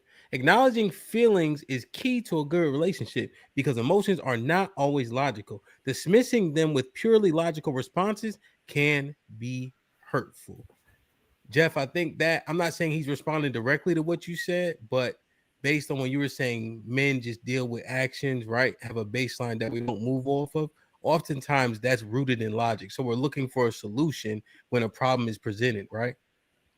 Oftentimes what Granville alluded to was we may think it's bullshit, but her allowing her a space to say it can be the solution. But oftentimes we look past that and think that, okay, let me just, you know what I'm saying? Yeah. Get you some Advil. When the truth is she want to complain about how bad her headache made her day. Right? So we like, oh, Advil over here. But the truth is the day about the headache is what she want to go through. But how long we gotta listen to this complaining about a headache? We don't want to listen for all day about this headache when you know you got the Advil. Like, no, that's enough. That's enough. All right, you said it 3 times. I understand you got a headache, baby. Now we got CJ, that Advil. Shit Advil. Don't stop. That shit don't stop. It's always You better, be well, you the gotta next day, tell her nigga. ass. That's enough. I don't want to hear about the headache no more. You said it 10 times. No, they're not a. Oh my god, I can't believe I was about to say that shit, bro. That the women say, All right, oh, y'all niggas giving my these women god, these. they're Y'all not a gotta fucking stop robot, doing bro. this shit, man. Giving the women No, an out that's for the being crazy fucking part about it. ridiculous. No, the crazy part about it is, CJ, niggas complain about any little thing they bitch say. Any little thing, bro. Not true. That's the fucking truth, bro. No, Most it's of the not, time, man. most of the time you niggas come up on this complaining about is because your wife talking about some dumb random ass shit that you don't give a fuck about. No, it ain't. Niggas don't. And, Niggas and let she's quote unquote complaining. Niggas accept that all the time. Niggas accept hearing their fucking wife stories or girl stories about how But work it's went. not We going to accept it. stop. Nah, all right, whatever. She wanted to tell me about her day. We accept it. But all right, girl, I heard enough. Now I'm about to get back to what I was doing. Man, shit. I don't want to hear about your fucking day all day. They want to talk to you all day, like Sway said. Talk to me all day, baby.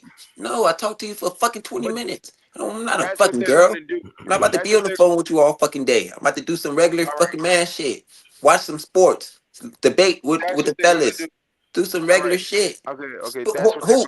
Go to the gym. I'm not about to be sitting on the phone with you, communicating and understanding you all fucking day. You gonna shut up, bro? Well, I'll get my point out, motherfucker. We gotta stop trying to fucking stop, bro.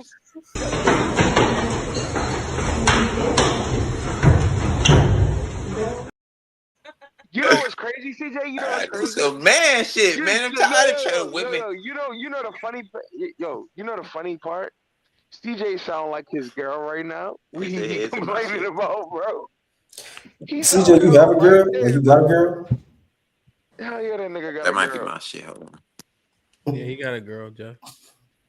Sure. I understand. That didn't work for you. My shit started tripping when you was talking. That didn't work for you, man. Huh? I said you my gotta shit started do tripping it when you for was you. Yeah, you good. Jeff, you think that shit? You think that shit CJ complaining about right now, like normal everyday shit that women do? Yeah, I mean, yeah, I think you just like you're gonna talk to your girl more than 20 minutes at a time. Yeah. And I think like most of the time, like at a certain point in your relationship, you're gonna want to hear your girl talk more than you. Like, right. If you doing all the talking, then it's like you should probably be worried if she's not saying nothing. Right. And let me ask you this. So what wait. He changing the conversation. No, I'm not. No, not I know she gonna necessarily. want to It's creating a space, right? It's creating a safe space. What I'm saying is like if you recognizing that your girl beginning to talk more, that in itself more than 20 minutes. But now, it's a go ahead, say that again, Jeff. Brother, my bad. You gonna talk to somebody if it ain't you, my nigga. Yeah, and go ahead, say that again, man. Whatever, y'all niggas got this. What's the word? Got this. What's the word? Yeah, you doing an endless rambling. You don't like your girl doing, bro. Y'all niggas got this. This way minimum mindset. She's gonna be talking to somebody else if she ain't talking to you. Like, if you don't get the fuck up out of here, my girl better not be talking to nobody fucking else if she ain't talking. What y'all talking to? You better talk to your homegirl. What y'all talking about, man? See, CJ, do women? We understand that women are sexual, right? Do men value sex more than women? Yes. Yes. Now, what happens if your girl closes her legs? Stop having sex with me? Yeah. That's a good question. I mean, I'm a wonder why. At first, I'm Then I'm gonna say, girl, what you think this is? And I then, be begging you for sex like this. If this is a relationship, I'm not about to be begging you for sex. then what you So gonna do? either we having sex or I'm about to go get it for somebody else. I'm not gonna say it like that, but we're gonna have to have a talk. There we Like this ain't go. no. There we Like, go. what So am I in this relationship for? Not to not there we have sex go. with There you. we go. Now let's think. Now stop. Use the analogy and apply it to what they put value on. Right? Resources. So here's the thing, right? Here's what's actually. So when Sway's saying what he's saying, right? Is she instantly gonna go out and talk to whomever, right? But she go to work. There's listening ears at work. There's listening ears at school. There's listening ears at the gym, right? You'd be surprised what women get intrigued by. The reason why women cheating is much more egregious because there's an investment. For us, it's just, for the most part, it's just purely sexual, right? Where does that intrigue start? From the gaps that you create by you saying you shouldn't have to listen to certain things. Remember what I told you about the listening aspect, right?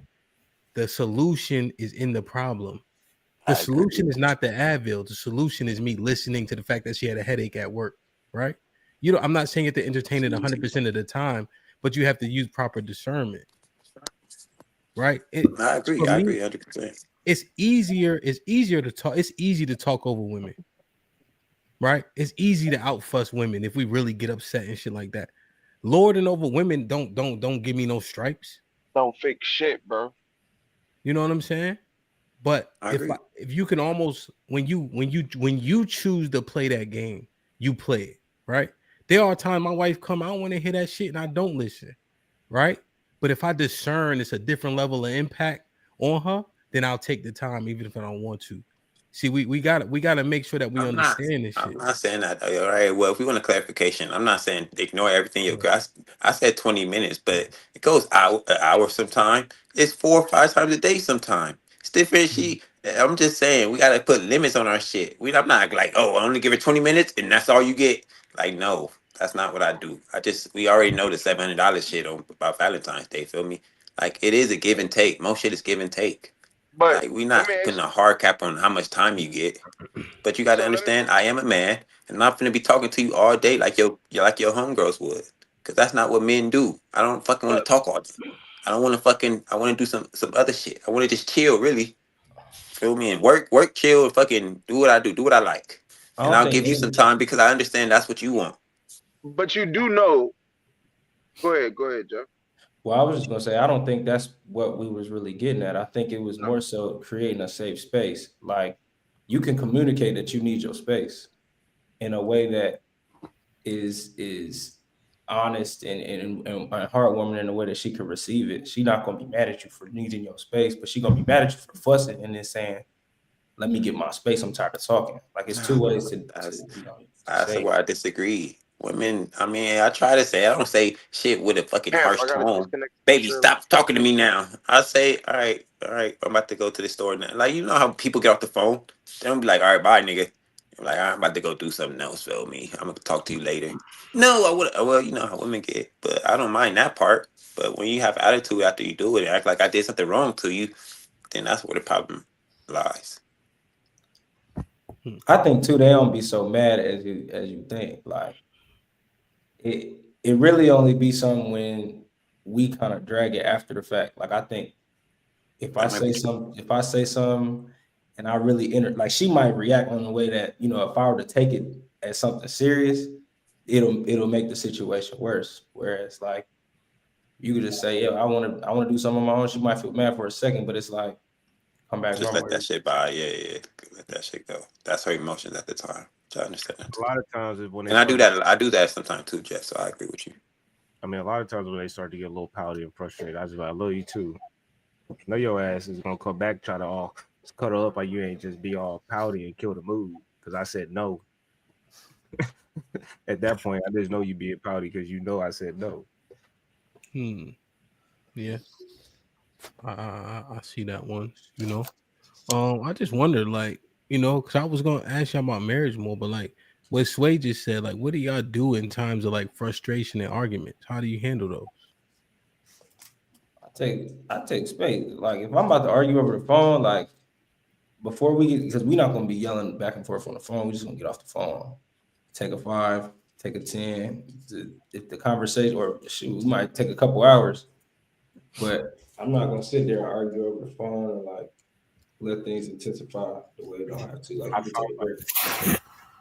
I found myself resetting the conversation multiple times and getting a baseline understanding that we ain't each other's enemies when we having this back and forth.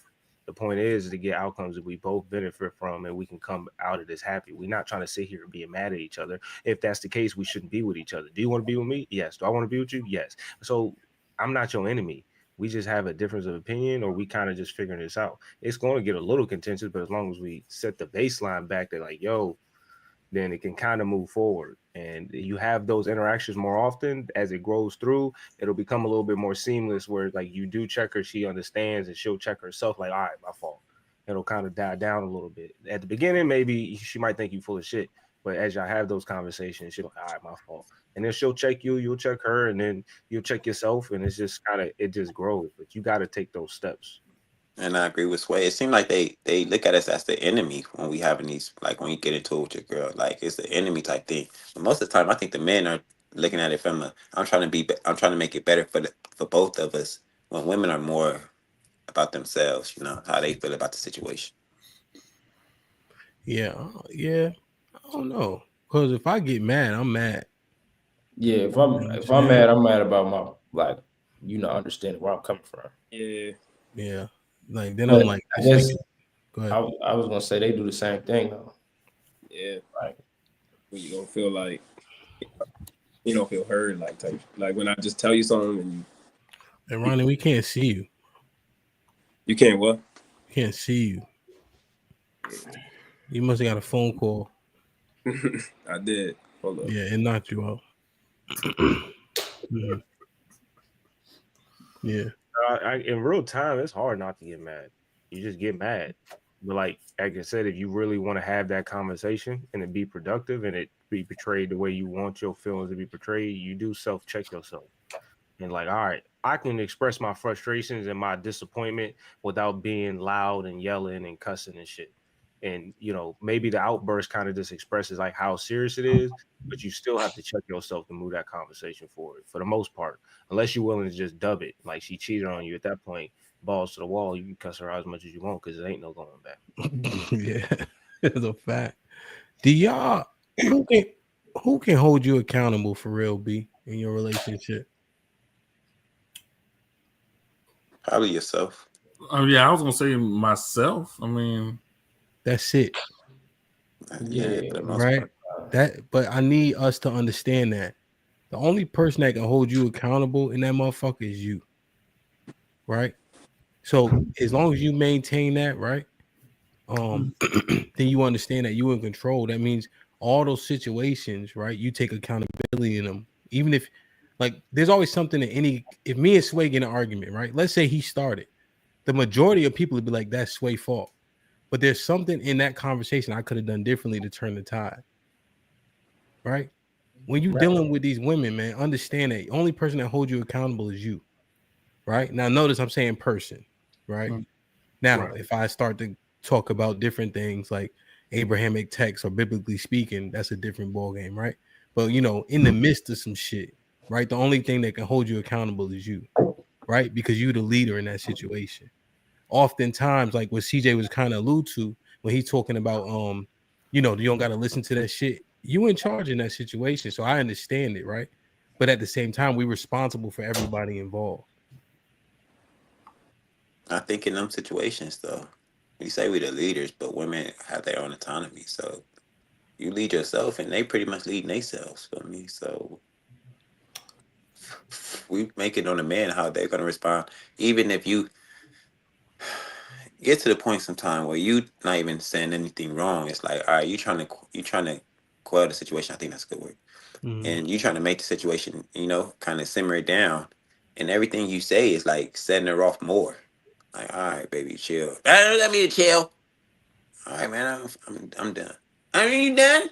It's like, and then you say, well, you're the leader. Like, no, she just. I mean, I guess we're saying it, and you just can't be with that woman because she's just that bad, which I think majority of women are.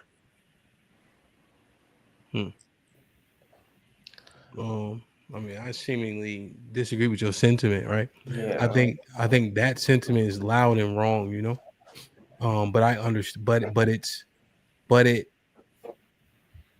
not illogical.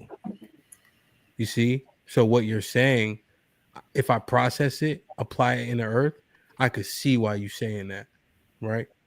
I also think that puts us men at a deficit mindset a bit because our assumptions are overwhelmingly negative, right? And we saying that we aren't. We're saying that everything is shared, leadership, protection, prevent all of it. You know, when the truth is, it ain't.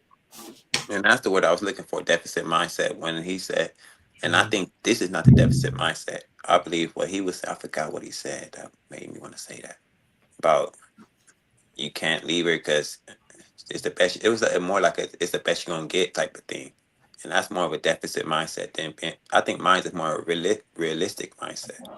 Like this is what they are, so you must act accordingly. It is what it is. I mean, I know you don't like that. What's the question? CJ had asked a question, or he made a statement. He's just simply saying, he's simply saying that the women have autonomy, so they ain't gonna listen if they don't want to listen. You lead yourself, they lead themselves. Men either acquiesce or get ran over. That's crazy. I don't know about the last part, but I didn't say the last part. I said you need to understand this, but that don't mean you have to acquiesce to what. What do you mean by acquiesce or get ran over? Well, if you don't do what she want, right? If you can't do don't do nothing what she to it. want, that means you can't do No, nothing to her. So you can fuck. you can You go got get two another choices. one. You can. It's you got options. Feel me? I don't say Okay. acquiesce or So, get ran over. That's so I definitely got not this my question, right? suggestion. With the defeatist mindset, right? I don't When have it a comes to defeatist mindset. no, I'm talking to him because he was looking at it as a defeatist mindset, right? It's only a defeatist mindset when you complain about it and still stay, right? But if you know your boundaries, your limitation, and your standard, they aren't met, and you leave and you just go to the next, is that defeat or Yeah. is that standing your ground? Is that nigga frozen? Yeah. That's what I'm saying. So if leaving is leaving defeat, if you say, all right, I've had enough and I'm about to move along, is that Yeah. defeat or is I that don't that's think what that's y'all defeat. preach? That's what they've been preaching. This, yes, that's what they always preach. Go get another one. Go find another one. Then that's not the right one for you. It's either you move along to another one, or you fix the one you have. It I was ain't about to or say, you but y'all don't or think you there's don't a or you don't median? get none at all, or you be with none of them. Y'all don't think there's like a median? Yeah, I think if it's a conversation, you have to keep Out of the revisiting. three options, what's the fourth option? What's the median? Give me a median. Like have the conversation. Understanding. Yeah. Like, We've been trying to understand women. They don't want to understand us. Why do we keep giving this understanding? Like women are trying to understand us. They're not trying to understand us. We understand. We're trying to understand them. Hey, this is what you want. We'll try to acquiesce. Hey, y'all keep saying make safe space for your girl to vent emotionally. We understand this shit. We understand Oh, everything. you know, Go ahead. see, you know what it is, right? A lot of people been talking that ain't been leading nothing, right? And so they can't show you where they were a captain of a team. They can't show you where they hired and fired nobody, right? They can't show you they were in a managerial role. They can't show you where they were part of no student government. They can't show you where they ever was in charge of nobody, right? And so Yep. now they have an expectation to lead a woman, but they don't even know what leadership looks like themselves, right? So if I use the analogy of coaching the kids, right? I coach 100 kids. Do you think you coach them all the same? No. No, you At a can't. point, if I keep failing and I can't get none of these kids to the next level, who's the fucking problem? The coach.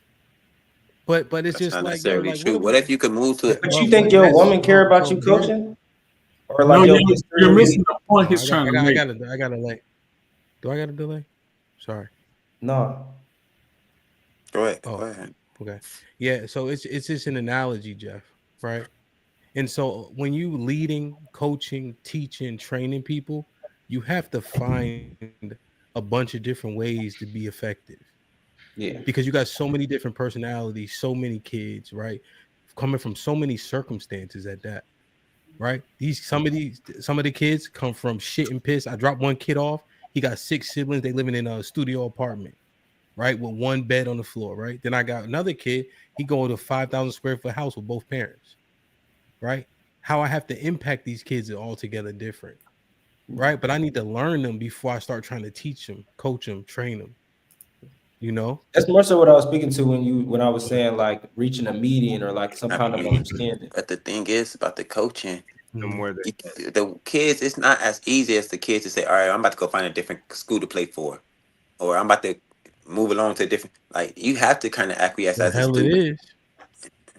You have to acquiesce as a student more than you do as a girl in your relationship. It's a million niggas trying to get at your girl, and as a student, as a player, you have 4 options at schools, and if you're the best school in the fucking city, you're gonna have to start acquiescing to the coach that I want to play for.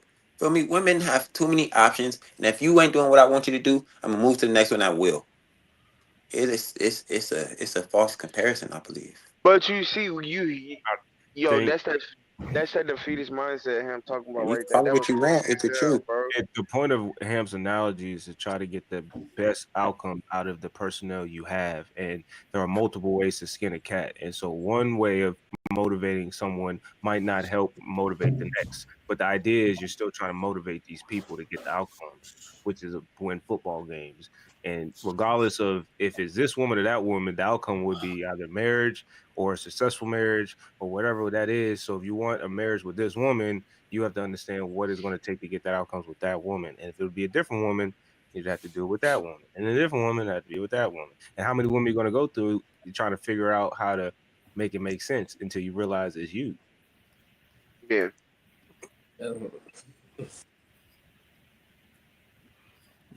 All right, I'm gonna hit you later, go ahead. All right, love you. Love you. All right, Ron.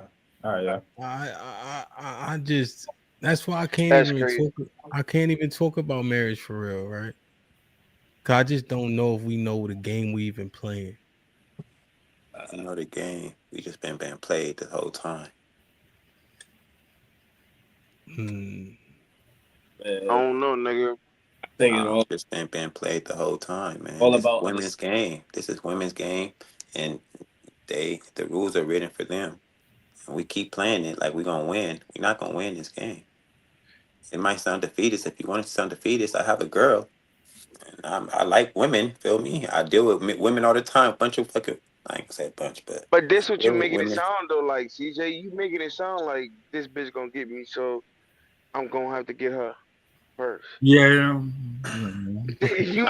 I'm saying like most people say, the person who cared the person who cared the less wins. And we care too fucking much. Women don't fucking care. You shaking your head, but it's the truth. Yo, Hamp, tell me if I'm wrong, bro. Or Sway, Hamp or Sway. Like they're the only 2 niggas with reasoning. Because Ronnie died. He talk about so listen to me. So listen to me, right? So listen, I know. You know where I'm about to go with it. What if I just be honest and how I really feel, bro? And I try to do my best, and I just take the chance, bro, to win. And if I get got, I just move on. Is that still defeat, bro? Is that still a defeatist mindset? It might not be a defeatist mindset, but it's a defeat. You don't have to have the defeatist mindset if you got defeated, motherfucker. Bro, it's a defeat. But it's like CJ. It's whatever like mindset you want. CJ, you going in, that's like Southern University going to play LSU. Y'all know y'all going to get y'all ass whooped, but y'all going to give it a good try, bro. Like that's you go and give it a good try and get your ass whooped. What's the difference? Wait, why are we taking that approach now when somebody got in the boxing ring and got beat up and got praised for going in the boxing ring? Nigga, you got in there. We got the same sentiment for that. That's not a good comparison either, I don't think. Yeah, why would you comparison? Because y'all both signed up to fight each other. You're not signing up to get divorced or have a bad marriage or like if you sign up for a boxing are we talking about marriage or are we talking about relationships? We're talking about marriage. Well, at least I'm in a relationship. Yeah. Okay, look. Here's so. Sign up for divorce too. I've had to step away, right? And here's another. Wait, I didn't hear you, Sway. Here's my catch. All right, I will take the time and effort to mend whatever's going on in relationships because that's the kind of person I am. This is why my camera's been off. Right, that's a catch. You take priority. I fuck with him. I fuck with this might be risky. I fuck with everybody on this panel. But if my girl called and she got something going on, that's priority. Okay, so that's another catch. Okay, that's just how shit goes. Cheek. You never know when it's gonna happen. Before you finish your statement, Cheek, right? Mm-hmm. If you, not to say you didn't, right? But just hypothetically, if you text me like, "Yo, Shorty got an issue," I'm also gonna be like, "What? I know for sure. Go handle that." Yeah, and that's so we would be on the same page, like regardless. You sent it to Fat. So again, CJ talking to somebody on the phone. Oh my bad. Yeah, so it's so here's the thing, right? Just when it comes to marriage, if marriage is such a great thing, and I'm not saying it's not, right? Then we need to push the bounds of people that say that. If marriage is such a good thing, why don't we accept house husband?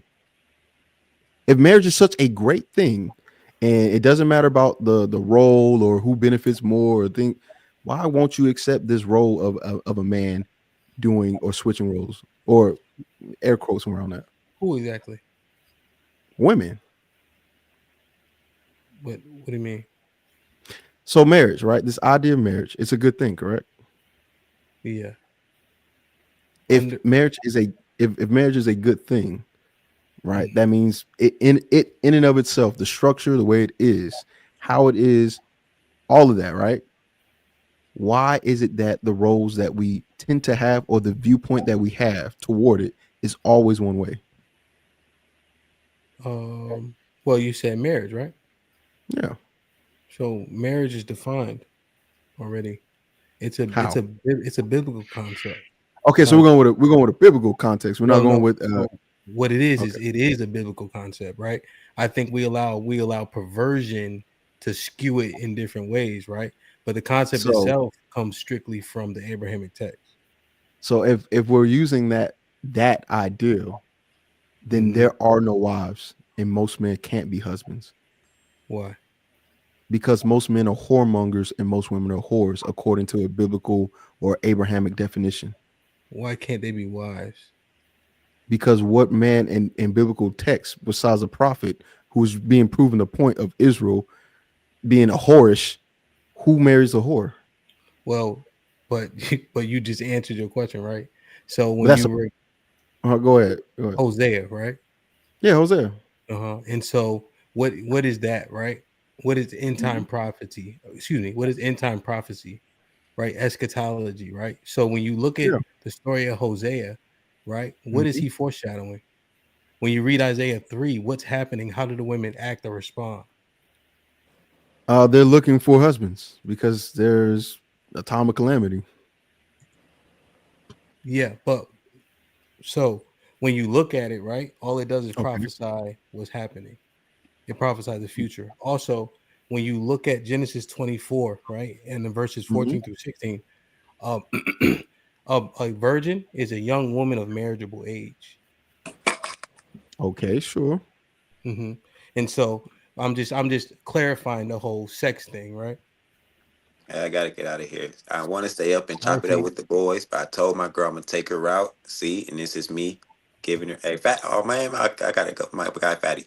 All right, gentlemen, y'all be easy. Yeah, you lied. You said 3 hours, 2 and 5. All right, I'll give y'all 25 more minutes. Damn, crazy. That's crazy. See him, I hold him accountable. Someone else can hold him accountable. 25 more minutes. My boys did they say that? Yeah. So, but go on, Chief.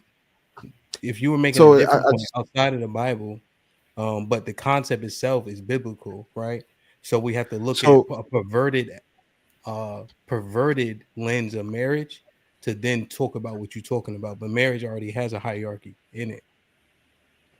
And that, but again, that's if you subscribe to the Abrahamic viewpoint or the Abrahamic religion. Yeah, we can go with a perverted lens to finish the conversation, because majority of people see it from the perverted lens. So we can go that route.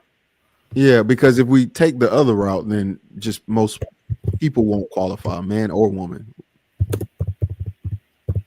Well, it would pigeonhole it to hierarchy, right? It would pigeonhole it to the hierarchy and the structure. Okay, so we're keeping that. We're keeping the hierarchy and structure. No, because to your point, most people don't subscribe to that. You see what I'm saying? But the reason why it doesn't need to be flipped is because, biblically speaking, the hierarchy is as such, right? When you read Ephesians, the order is what it is. Okay, so for sure. Thing wouldn't apply because of what it already said. Because of that reason, but because we're perverse, it should apply. So, okay, yeah, we're on the same page.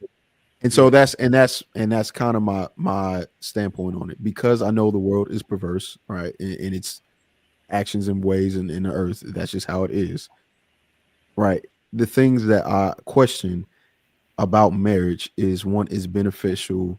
Its ability to be beneficial for both parties, right? Because for whatever reason, women have this idea men benefit more, and for whatever reason, men have this idea women benefit more. But I think the true test of that is asking to switch the role, and you see who benefits more just by the nature of the answer.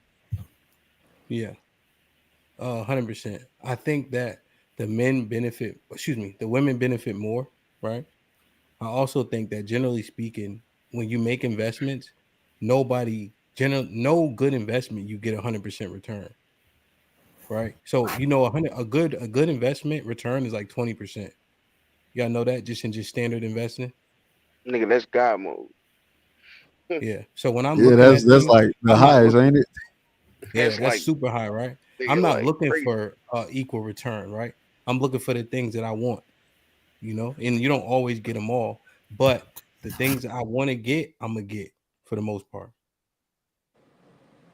Go ahead, Fatty. How are you guys doing? I have a question. Since you guys talking about the Bible, right? So it's been prophesied like the end of times. That's one day everything goes to shit. The Savior is going to come in, and he's going to, like, this is like there's prophecy, right? Loose, but yeah, for the most part. Is that, can we avoid it? What's gonna happen at the end? Can we avoid these prophetic, somebody's going to come because society is going to shit, and that person is going to do what it needs to do to move? Like, no. Can we avoid it? No. So why are we asking men to do self-improvement when everything is going to shit? There's nothing we can do to change nothing in his life, because no matter if Cheeky improves, if Eddie improves, if Sway improves, society going to shit regardless. Like, why do we? Yeah. So this society is one thing, right? So the earth will be made anew. So if you don't do the things necessary to be the man you're supposed to be, your end gonna be before mine. Do I go according to your religion then, even if I'm a good guy? No. Damn. How many people go exactly? Do white people go? So it's very few. So you are telling everybody to be better, and then very few people are going to go, while everybody's going to meet their maker, and they're going to die and left behind regardless. Biblically speaking, it's the few. It always has been, right? But it's always the few that are doing the right thing. The majority of the earth is shit and piss, but we don't predicate things off the majority doing wrong, right? It's the few that are doing right. Those are the ones that we follow. So that's since time immemorial. So if me and the billions of people like me try to make this a better place, go through the teachings, the best rulings, have a wife, don't cheat, be good husbands, good parents, and all that, we still would not go to the place where you are going to go, right? Yeah, there's more that you need to do, right? So what you call good, you don't know what good is until you read the text and understand the commandments, right? So you could be edified, and then you can follow it, and then you can get the kingdom. Yes. Can you define me a good action? Yeah. Because you said I don't know what good is. Can you define what good is? Yeah, 100%. Like, for instance, having your whole beard on your face is good. Yes. It's good? Right. Mm-hmm. Not eating pork is good. Right? Not working on the Sabbath, good. Not fucking your wife while she's on her period, good. And there's a whole bunch of others that you can go read, right? So if you go read the Torah, Genesis, Exodus, Leviticus, Numbers, Deuteronomy, it'll tell you what good is. So if I do nothing of that, but I'm a good father, I'm a good husband, I don't put the hands on my woman, I take care of the elderly, I save the babies, I give to charity, I take care of everyone, I build a community, I'll do all these good things that we kind of see as good. I'm not going with you, right? I think the conflation is what you think is good, you think that's good, right? You don't determine. Did I say anything that was bad? What you're defining is good, you're conflating with what is actually good, right? No, do you agree with what I said? The commandments. Wait. So before we, because we're getting ready to deep dive into like. No, it's about to be over. It's about to be over soon. So yeah, we're not going there. I just said like anything that I said, is that good or bad? Those things? Yes. Per people who don't understand, those things sound good. No, right? For you. So what I consider good is following the commandments. You see? So if I think those actions, I think those actions are fine, right? But when you're saying good, right? You're saying righteous. So what's righteous are the commandments that the Most High told us we have to follow. Now, things that in the earth to secular people, what you named, those things resonate to most people as good. Yes. Mm-hmm. But there's a distinction. Yes. Uncle Hank, my fault. I just want to make sure. I love you. Oh, you too. All right, so. Salute, Ronnie. I don't understand, and again, it's not you, it's everybody. Why do we preach people to do good when first people are using the Bible to say no matter what we are going to shit? Because that's unavoidable. That's what's going to happen. And even the people that actually did good actions, took care of their family, took care of society, took care of elders, kids, and all that, are going to go to either nasty place or disappear, because what everybody considers good all day, every day, as soon as we don't talking about the Bible, because y'all push other people and me to do what's right, all of a sudden, it doesn't matter if I eat pork on a Monday because I went to Burger King and I asked for a Whopper with double bacon. Here's what happened. People been led astray so long. We think that we can define what we think is good, bad, or indifferent, right? That whole God knows my heart shit is fucking perversion, right? People say, I don't have to follow this, I don't have to follow that, I can pick and choose, I can translate it how I want to fit my narrative. That's why we all fuck now. So now if we resubscribe the people that it belongs to, you'll be surprised how better off we can be. But instead, we're making up our own rules, women included. Okay, I'll take note of that, especially when we're talking to women, because it's been 1,000 episodes in everybody channels and all that. And for the most part, people talk about actions, about promiscuity, about a bunch of things. They don't talk about actually these part when people talk about the Bible, where, hey, lady, no matter if you are promiscuous or you're a saint, if you don't subscribe to this book, you are going to be punished just like those whores that have OnlyFans and that are getting gangbang and all that. You, the good woman, the good mother, the good grandma, you are going to have the same fate as the OnlyFans model that is giving herself away and ruining society. So it's going to be interesting to see if we are going to maintain the same type of standard when these women come around and just say, I just got a rent run on me. What's the problem? That the Muslim woman that is saving herself from marriage and she's 31, she's going to go to hell too. So let's go together. I want to see if there's differentiation. Even like 100%, right? If you read, just if you get a chance, read the book of Isaiah chapter 3. It talks about the actions of how women are going to be acting in the end times, right? With the attitude, haughty, all types of shit. So it literally prophesies this, right? But even when we talk about good and bad, right? So the Abrahamic text in the Quran, right? In the Surah chapter 4 or Surah 4, you can lightly physically discipline your woman, right? But remember when we were talking about good and bad earlier, Fatty, you mentioned I don't hit my woman, etc. right? Yes. Neither do those men. Let's be clear, unless it's an absolute last resort, but they can, right? But because of our construct, we would say, oh, that's bad. But in their construct, it's allowed, right, as an absolute last resort regarding discipline. That's why I was saying when we say good and bad, we just got to be careful because the text should define it, not us.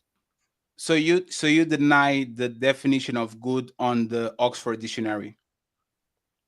Yeah. No, I think I understand what it says, but I predicate good on what the biblical text says. Yes, and that's where we disagree. When you said you don't know what good is, yes, I know, absolutely. We've been talking about good woman and bad woman for so many times that I kind of know what the good woman is because y'all describe what the good woman is. And now that we add in other things, it kind of like seems like we're picking and choosing where we want to use good woman and bad woman according with the dictionary on Oxford or with the random Bible or Quran. Yeah, whatever the fuck the Oxford says, what it says, right? But the Bible ain't random. If you go to Ephesians 5, it'll tell you. If you go to Proverbs 31, if you go to Judges 4, right? And that's what I'm saying. Deuteronomy, I say all of that. All of it, right? But when you really dig in, when you really talking to somebody who like knows it for real, then we can define good women with the Bible, and we can get you several examples out of the Bible specifically that show what them good women did for their people. Yes, I think if you care about the end times and you wanted a person to live through it, then you would have to care about what the concept of good is for that. Is more so. So it doesn't matter what I think is good.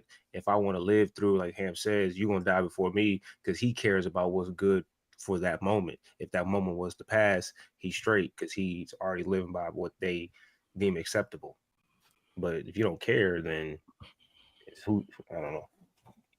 Go ahead. Yeah, that's just a totally different philosophy on morals and ethics. So you just don't agree with it, then there's no into that. No, it's not that I don't agree with it. Y'all don't agree with it either because you don't talk about that when you're talking about good. Like you don't know what good is. So why are you preaching to this woman every day, all day? What is good is? Is moral is earthly things. It's not like right. So I'm saying it's earthly action that will put you on the good side or on the bad side. If Superman is atheist and he saves the world every day, he's a good man because he's doing good things. You're judged by your actions. So that like these emphasis on the Bible and what's good on the Bible, in my opinion, is once again picking and choosing when you want to apply biblical tests and when you want to apply the Oxford Dictionary, because most of us stop our shows every day to go to the Oxford Dictionary to figure out what the word is and what it means so we can have strength on our argument. So it's kind of compartmentalize it differently. We're having a conversation about, like you said, colloquially, what we deem good versus what's deemed good and acceptable to get through the end times. So you're not on the wrong side of the stick. Those are two different conversations. Yes. So what, Sway, do you subscribe to AMP religion? I subscribe to my religion. Okay. What's your religion? His name is Ezekiel. What does that mean? Can you like just real quick because I need to understand. Okay. So the thing is, when they say that this new generation, they are quitters and they are crybabies and all that, do they judge you by your religion or do they judge you by the things that you come in and say about what you believe and all those things? How are you thinking they're judging you? You said women? Or no, the people that say, look at these youngins, look at they are this and they are that and they are lazy and they are crybabies. Look at you cry about the situation of woman. This is the same people that says we're going to shit no matter what. So they can be negative. They can be negative and literally say no matter what happens, this shit is going to shit, which is the most negative thing that you can put. No matter where you go, we are going to get fucked because something is going to happen. But I can be negative about earthly things. You're gonna get fucked, right?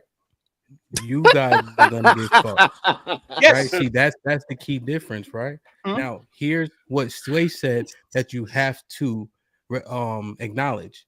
We having two different conversations, right? So every time somebody says a thing, I can refer back to the Bible to answer it, right? But oftentimes we're having secular conversations, so we entertain the secular conversation.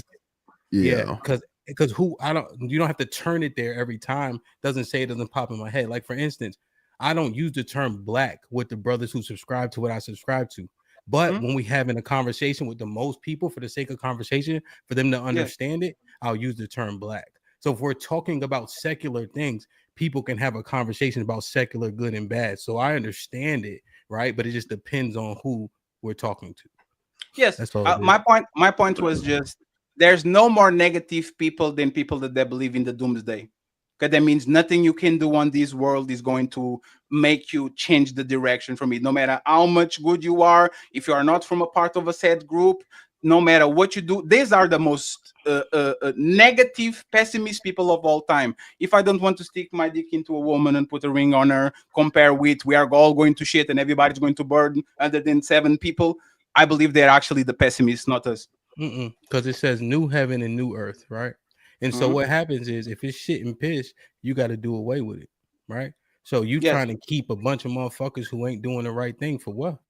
Yes, that grandma that raised 11 kids and was always a good woman, never cheated on her husband, took care of the community and all that, she's going to hell or to whatever she's going to go because she's peace. She's poop, right? She's not a good person because she doesn't believe in something, right, Em?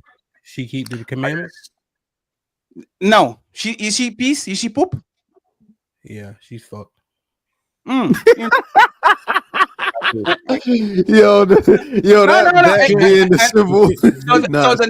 So the next time you're calling bitches and hoes to this woman that, but that doesn't make a point though, right? You're saying biblically speaking, right? Because you're predicating good off of what you define as good. Good is clearly defined in the Bible. So if you predicate her being good off the Bible, that's a different conversation. You're determining what's good, right? And so when you see her, you discern it as good. I discern it as well. You're missing this, and this. God asks you to do this, and this, not what me and Fatty see as good. You see, so it's not condemnation. It's about all she got to do is follow what the Most High told her. And there's the point, and she's poop. So all the community conversation, all the get better, all the you need to be righteous, all the you need to stop fucking around and all that shit. No matter what you do, if you don't believe in a certain thing, you are piece and poop, and you need to flush that shit. While the other people that might not be as righteous as grandma are going to be safe. So which is more negative? But that's which is more pessimistic. It might not be more righteous, but who is deeming righteous? Are you saying the book or you? Or I'm talking with the same people I talk every day for the last year. But we're talking about the end time and this prophesization of who's going to be dealing with a certain situation. If this book is going to be the one that describes this time and prophesization and what you can to either go through it or not have to go through it, you would have to lean on that as the idea of what's good and bad. I can't make it up myself, and if I believe that that's going to happen, I'm going to have to subscribe to those concepts. And is that pessimistic? No. Pessimistic? Yes. No. How many people are going to be saved according to your religion? It's as many as wait. I get what he said. I think I get what Fatty said. Most people, if logically, won't subscribe to those tenets. No, how many people are going to be saved according to your religion? 1/3. Many people subscribe. How many? 1/3 of the chosen people. So 5 billion people, no matter of their conduct, are going to either disappear or going somewhere, right? Are going to be flushed. Yeah, the number you're going to say is going to be slightly arbitrary, but per the Bible, it's 100%. 1/3 of the 100% is going to be saved of the chosen people. Talk about negative. Talk about pessimism. It ain't negative. It's who earns it, right? But that's the thing, right? Everybody don't get a trophy here, right? I know you guys call CJ a defeatist mentality, and you are literally telling me for sure that no matter how, if everybody in the world decided to follow what you want him to do, still 1/3 or whatever is going to be flushed. And he has the one that has the defeatist. CJ is the one that has the defeatist mentality, right? What's so defeated about that? Is that no matter what you do, 1/3 or means that 2/3 are going to be wiped out. Yeah. So all you got to do is follow the commandments, believe on Jesus. You could come. If you don't want to do it, then don't come. But CJ is the one that has a defeatist mentality. When all of this is predetermined. Yeah, because there's a solution here. We're saying do X, Y, and Z so you can win, right? It's not no matter what I do, I can't win. See the difference? Wait, if there's 1/3, what happens to the other 2/3? They're not doing what the commandments 1/3 are doing. That is the the No, equation is there's never going to be a whole. No. This is what it is. It's exactly what Sway said, right? The 1/3 are doing what the Most High asks, right? The majority will not. Therefore, they don't win. CJ saying no matter what I do, they're in control, so we can't win. You understand? That's a clear distinction. Yes, and that's the defeatist mentality. There's 2/3 of the population that are not going to make it. It's predetermined. It's not 2/3 because they're not doing what's right. It's going to be The prophesization is that it's predicting that 2/3 1/3 is going to make it regardless. It's not about regardless. It's that No. So 1 second, please. Sway, what did you say about the 2/3? No, because is met. 2/3 is there. You can change the numbers, right? The numbers are the numbers, right?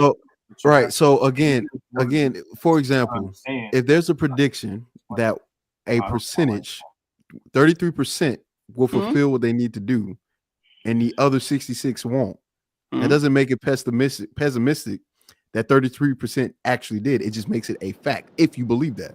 That's perfect. Is there any chance is pessimistic? No, 1 second, CJ. Is there any chance we can upgrade these numbers to 50%? Or the book is the book, and that's what's going to happen? So what's going to happen is once the 1/3 wake up, that's when Jesus comes back. So there's no way I turn the 1/3 to half of it. One, right? No, there's no way. Not according to that. Once the 1/3 wakes up, right? That's when Jesus comes, right? And this is what makes this extremely pessimistic. No matter how many people you reach, is not way that you can actually get from 1/3 to 1/2, which is predeterminism, is destiny, and is the most negative and pessimist thing that you can ever do. No matter how I reach 100%, only 1/3 will come. That's the point. And CJ is the one that has the defeatist mentality, but people for whatever reason don't understand math. He defeated and you ain't helping him, right? But how? Because no, he helping. He is helping. So when we go out, right, we run into niggas that don't want to listen, that want to justify to do what they want to do. Go ahead, right? There's another 4 or 5 niggas that's gonna listen, right? Yes. And we're gonna keep building that 1/3 so that when we reach that number, then the Most High can come back and do what he got to do, right? That's what we really care about. If a nigga want to say, what about the other 2/3? Let me finish. If a nigga want to say, I can't change this, right? Yes. I can't fix it.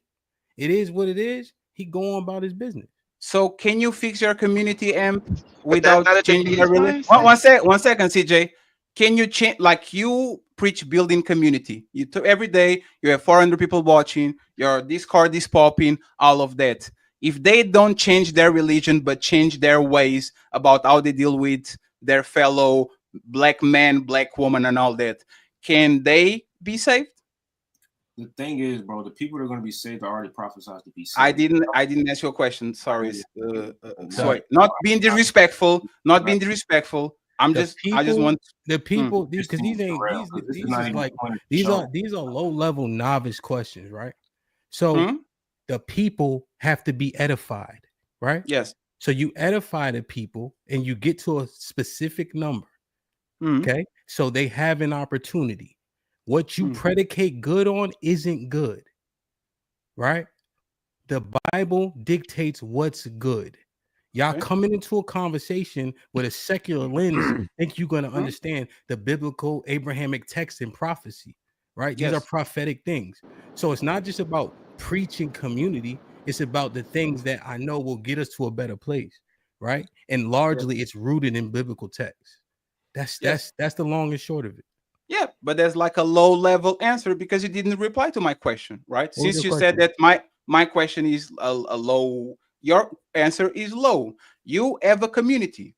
You are building a community. Most of these people are not from your religion. Every day they talk how to be better human beings on earth. That's for the most part, right? They try to get their money up with the stock conversation, try to get everything up. Yeah, If all these people don't convert to your religion, but they're still better than they were when you got them. I did answer that. Yes. Are they going to be flushed? I did answer that, right? Are they going to be flat, champ? Are they poop and piss Because like I you did describe answer people that, that don't right? agree? Because what did I say? It's edification, right?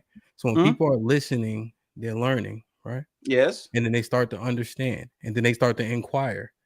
Hmm. Where's this? How do you know this? Where did you learn this? Where did you get Yes. this from? Right?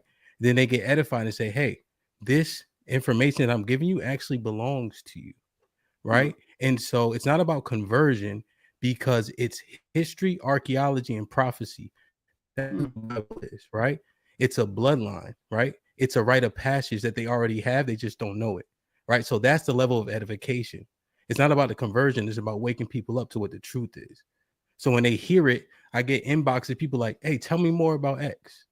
And then we have the conversation, right? So that's the difference.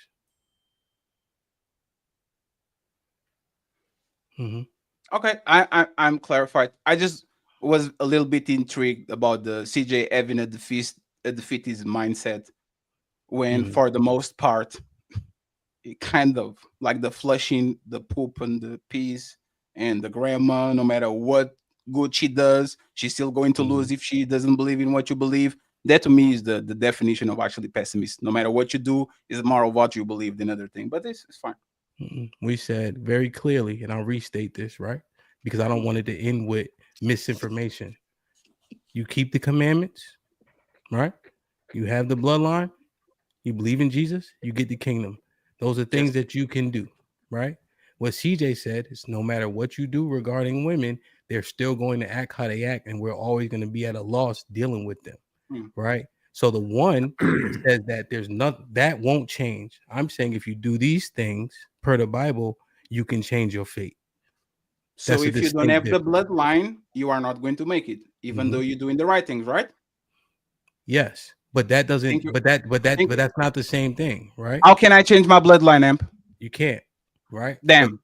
Yeah, you can't, right? So I'm not talking. That sounds like a pessimist to me. You are preaching me to believe in everything. I'm not talking No. Remember, I'm your religion. I'm not eating pork and all of that. I'm not a part of the bloodline. I'm not going, right? I'm not talking to those people, right? No, you're talking to me right now. Just to be clear, well, you actually have an opportunity, right? Whether or not you know it is inconsequential, you know. So there's some people that will never have the opportunity, right? What's more pessimist than that? Saying that 1 billion people, no matter what they do in their life, they will, no matter if they believe in what you believe, not eating pork, they will always go down the drain. Isn't that the most pessimist thing you can tell to them? I think you think that because everybody's not included, that makes it pessimistic, right?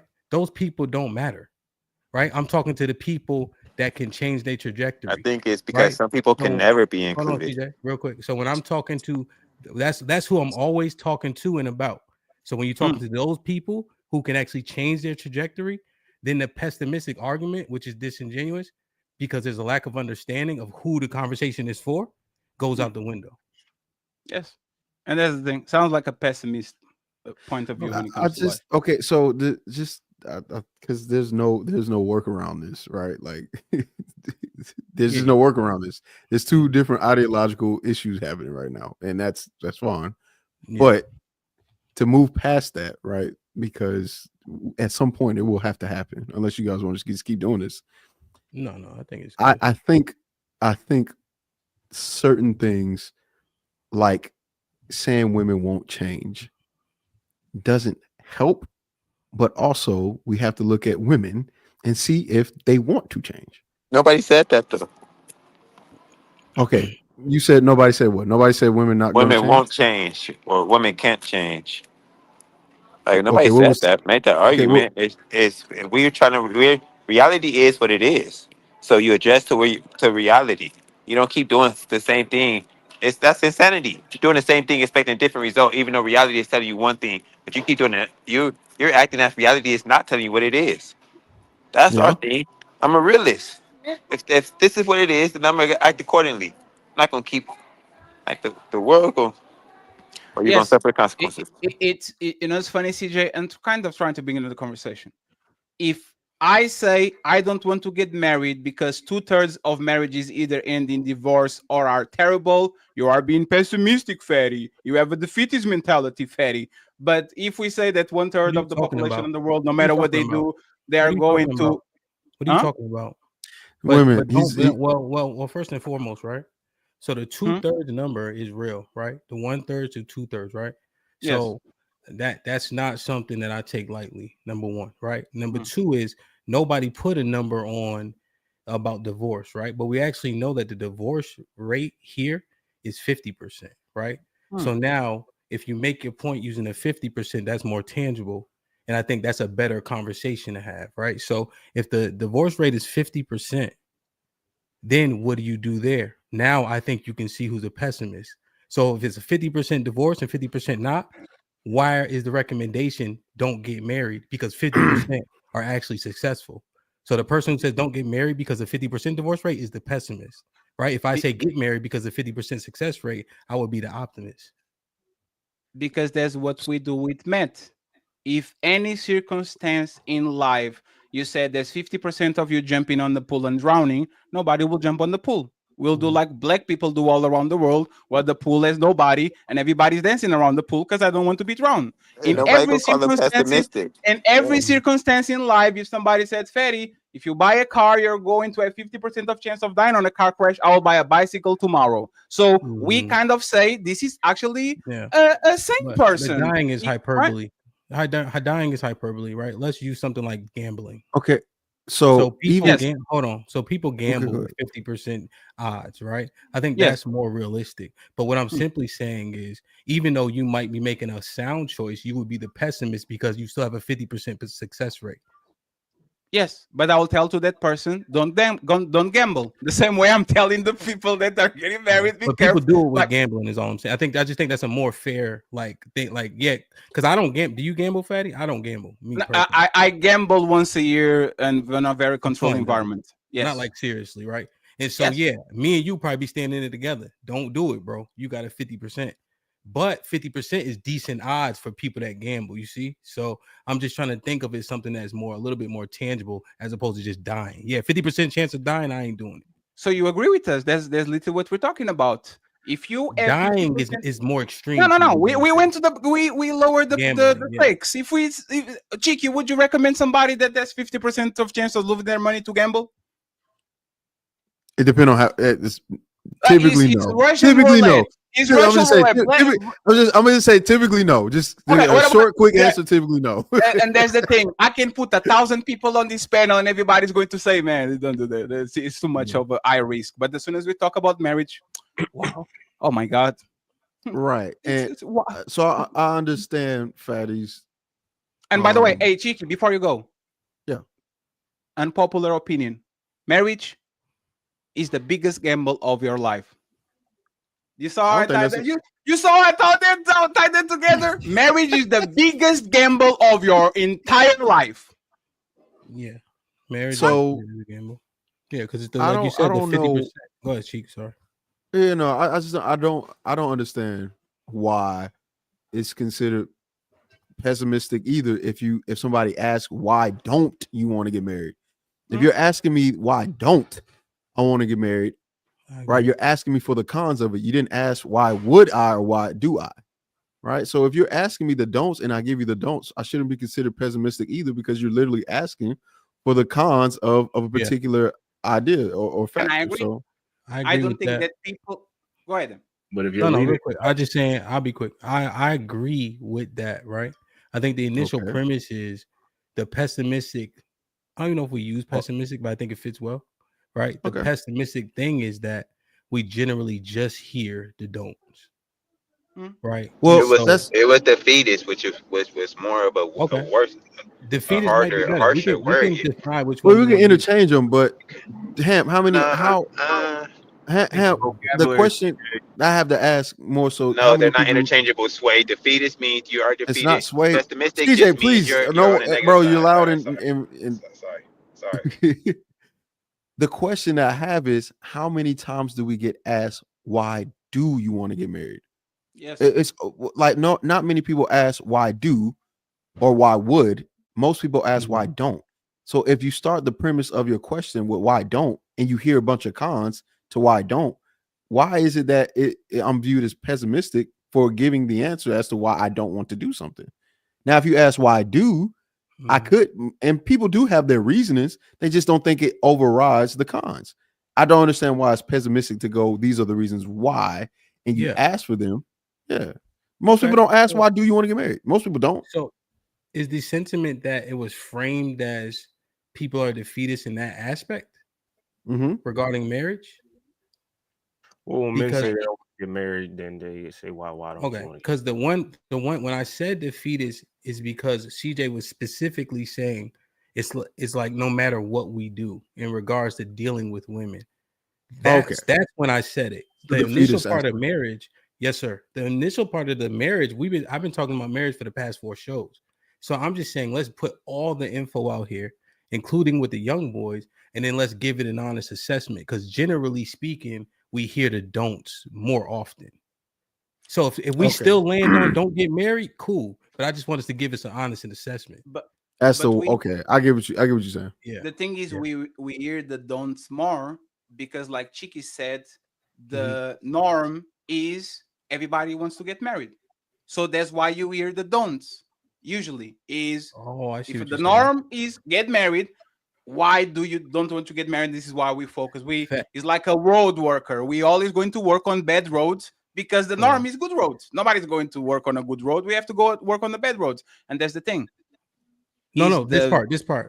You keep going, but I just wanted a clarity. Yes, maybe I for wanted myself. to say what this part like is the expectation to get married. Is that even fair? More fair? Yeah, there's the pressure. There's the societal pressure to get married. Go ahead. Finish your thought. I just think processing it. Go ahead. Yes. What I'm saying is that people that have a negative point of view, they look at the glass half empty, should not be villainized and like the people that believe in the hope strategy. If the cup is half filled, the people that see it on a positive way should have a regular point of view, and they shouldn't be villainized by having the hope strategy that everything is going to be okay. And if the people say the glass is half empty, they shouldn't be called any type of defeatist or be villainized for actually looking at the cup, because they are true. They are right too. They literally are right. Hey, I'm about to get out here and get ready for my date. Hey, good show, gentlemen. Hey, have a good day. All right, see you, CJ. Hey, Cheeky, don't be gaslighting me, Cheeky, brother. You my boy, though. I fuck with you. And I fuck with you, Sway. Nah, I do. Gaslight you? I love you. I told him I don't like you, CJ. I don't like you. Put your eyes on the road, sir. Yeah. You don't never look at the road. Go ahead, Sway. No, I'm trying to remember the point. Damn. That's crazy. It's tiring. Him saying bye. Him saying bye. All you gotta do is say really bye. Fucked you up, huh? You really put Sway in the grind. Sway was he was in motion too. He was go full range shot and all that. Just brick. Damn. Oh, Fatty, say what you said again. Maybe that'll jog Sway's memory, because you were saying why would a person be labeled negatively for saying the thing? Oh, I remember now. So the point is there's value in both of the information. However, this the way I can call the one half empty is like defeatist. I can call the one that's half full naive. It's like if you only get one side of the story, then you're really coming in with half information. I'm always understand both sides in the middle is the truth. So if you're only leading and only have a concept of one side, you're leading people astray regardless. You have to give both sides of the story. And I think we harp on that from the men that either give the only bad or the ones that really only give the only good. So it'd be the Fantastics or the Trigger Mics. It's like, bro, there's another side. I don't have to be either so naive or optimistic. You don't have to be so defeated and so antagonistic about it. And that was the key goal generally, like let's talk about all of it and then let's make an edified decision. Even I don't know if we can make a conclusive decision, right? Fatty may come to a different end than I do, but as long as we have the same information, we can make an educated decision with being balanced. That's all it is, right? Like, are any of you three an actual proponent of marriage, would you say? Yeah, ideally, absolutely. I am proponent of doing the things the right way, meaning Yeah. I don't want you to get kids without getting married. But I understand why people. I understand completely when they say I'm not doing I'm a it. proponent for marriage in the sense that people subscribe to like the way you like. So I'm not religious, but I understand the structure and it makes sense. And I think if you're not willing to subscribe to the structure of what it is, don't do it because you're going to fail. If you think you can make it make sense on your own new age beliefs and all this other shit and try to make it make sense, there's going to be nuances to what y'all like, but the structure should be pretty concrete because it works. And if you're able to subscribe to it, okay. If you're not, then no. And men have to build on that structure well. They have to become better leaders, and women have to become better helpmates to that. If that's the structure. So but that's the thing that I think is a false equivalency. Both sides are not the same, and I will explain you why. I am not putting nobody in danger if I say don't get married. It's like saying go to that building. There's 50% of chance it's going to be burning.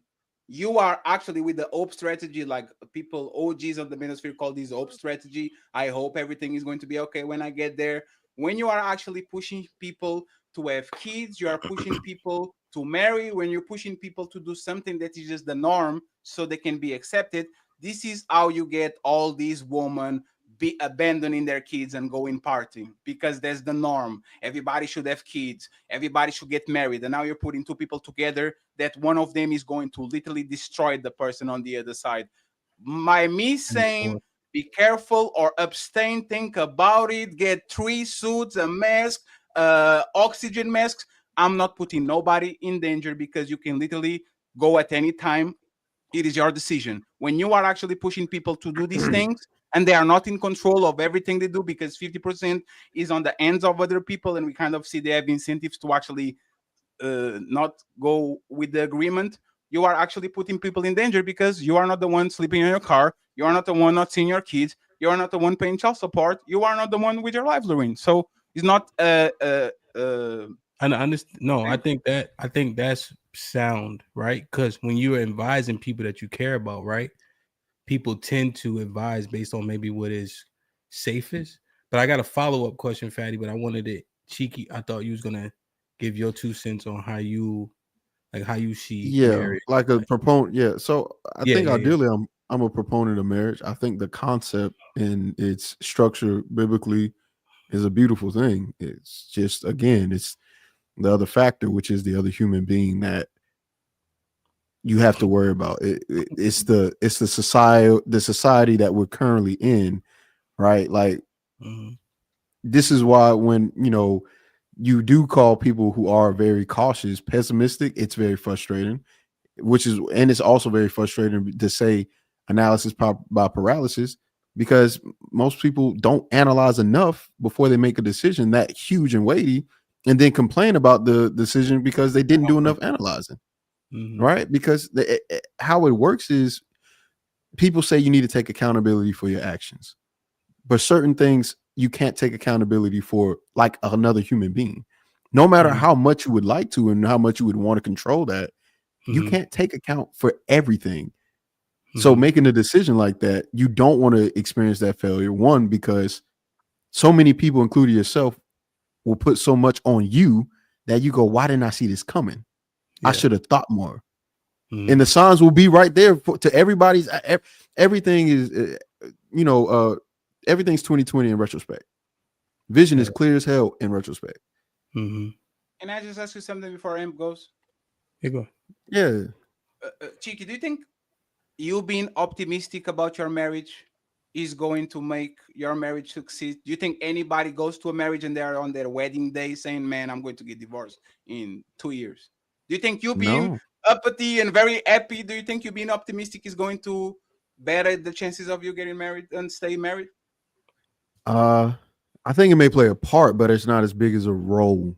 And if you're just not compatible, or you just, some things are just irreconcilable. So optimism, as great as it is, some things just don't reconcile with the overall ending or beginning of it. So my point is, because people believe in the projection thing and all that, you can ask 1,000 couples that got divorced on the day of the divorce court, Hey, when you got married on your wedding night, you thought you were going to get married. 99% will say, I had no, man, I didn't expect this at all. Right? Yeah. And this is where I'm introducing the optimistic thing. All of these people are going to say, no, I thought I was going to be married for years and years. If I knew he was going to fail, or if I had an inkling, I would not get married. And this is what I'm talking about. You being optimistic or pessimistic is not going to ruin the chances of being hit by a bus. The bus is coming anyway. Either you are on the right place on the right time, or you are going to get it, no matter if you're happy and smiling, or you are very pessimistic and saying, I'm not moving here. The buzz is the buzz. Optimistic, pessimistic, and realistic. So Right. just try to be realistic as much as I can, and then when it deems to be more optimistic, we look at that accordingly. If it deems to be more pessimistic, we look at that accordingly. But I think for the most part, trying to be realistic with expectations and outcomes, you know, and what you're doing to contribute to that. You know what I mean? You can't expect certain outcomes and you ain't doing shit. I think, what is it, like faith without works is dead. So Yeah. type shit, James. you know. Yeah, no, I think that's good, man. I think I've seen just before I ask the question, I want to ask all three of y'all, right? The reason why I'm not just going to frown upon optimism, because I've seen it work. Not as effective as you wish it would be, though, you know? And I'll just use an analogy like with the coaching thing with the kids, right? We supposed to lose the game, right? But we enthusiastic, we optimistic, we practicing hard, playing hard, unafraid, right? There's games you win because of that, right? That enthusiasm is like a catalyst, you know? When added to the wisdom of the coaches and experience of the players, it improves the performance, you know? But no matter how optimistic you are, there's games you ain't go. I don't give a fuck how optimistic Notre Dame was. They wasn't beating Ohio State. It didn't matter. Like, nobody was beating Ohio State. Right, it's not happening. You know what I'm saying? I don't know. In terms of motivation, sometimes being optimistic makes me feel good in those certain situations. Sometimes pessimistic makes me feel better. Like, be like, yo, we can do this versus y'all niggas ain't shit. Like, if Fatty get optimistic about that Luka LeBron shit, no matter how much optimism he got, they ass is grass. So I don't know all that. So TJ, but it feels good in the moment. But yeah, but I don't know. Did they win last night? Think about it, right? Did they win? Now. No, yeah, they won last night. But that's the thing. And think about it, right, Sway? Think about it, Sway. I'm happy about it is feelings, but my expectations are low. So if the Lakers are champions, I will celebrate the same way I will celebrate if I'm optimistic. If the Lakers are not, I'm safe because I didn't invest no emotional nothing. The people that are pessimists when they come to marriage, I think you're being realistic, bro. Is that realistic? I think you're just being no. That's you are looking at the glass half. Looking at both sides. You're looking at. You're just looking at it for what it is. No. So Sway. So imagine that you have a twin. It's the same thing as you, right? You go into the relationship. Oh my God, she's the love of my life. I'm going to marry her. We're going to have a big house and everything. And you have your twin. Man, we're not going to build. Like, we're not going to have enough money to build the house. We're not going. And both of things happen. If things go right, both of y'all are going to be happy the same because it happened. If both of y'all are wrong, you are destroyed. And the other dude is like, I kind of thought that this was not going to happen this way. So now I can control myself, recovery, because I was expecting this. You right? set your expectation, and then you can, like, when you exceed them, like, exactly. Oh, good. Yeah. Okay. As soon as you are up there, this is when people actually commit self-deletion. You cheated on me. If I'm expecting the worst, I don't care if I caught you with the man on my bed. I already know you were I knew what was going on. If I think that you are sugar and spice and everything nice, and I have the OP strategy, this is the most dangerous people on the planet. They will literally jump off a cliff because of their expectations. It's the mindset that I think makes you different between a pessimistic and a realistic in real time, is because how you project that onto the other person and in the relationship shows, right? You're not necessarily coming in it with like, she ain't this or she, like, you're already kind of putting a jacket on it. Is she gonna be a type of way in the relationship? You're more so giving her the benefit of the doubt and seeing where it goes. And if it ends good, if it ends bad, you're expecting either, you would hope it ends good, but you're not putting a jacket on her before you even meet her, that somehow she's gonna fuck it up. So, but you are wrong. You know why you're wrong? You're gonna project certain actions. Let me just tell you, because you are Sway. When I'm optimistic, I'm putting a jacket on you. When I think you would never cheat on me, I'll put in a jacket on you. When I think you'll never leave me and you love me forever, I'm putting a jacket on you. You think that me putting a pessimistic jacket, if me lowering my expectations and think this woman is going to fail me, is putting a jacket on her, you projecting the way that you feel about her and putting all these positive things on her, is literally putting a jacket on her too, because that's what you feel. It's both. It's the same thing. So that's wait, hold on. Sway's saying he didn't say that though. No, that's what he said.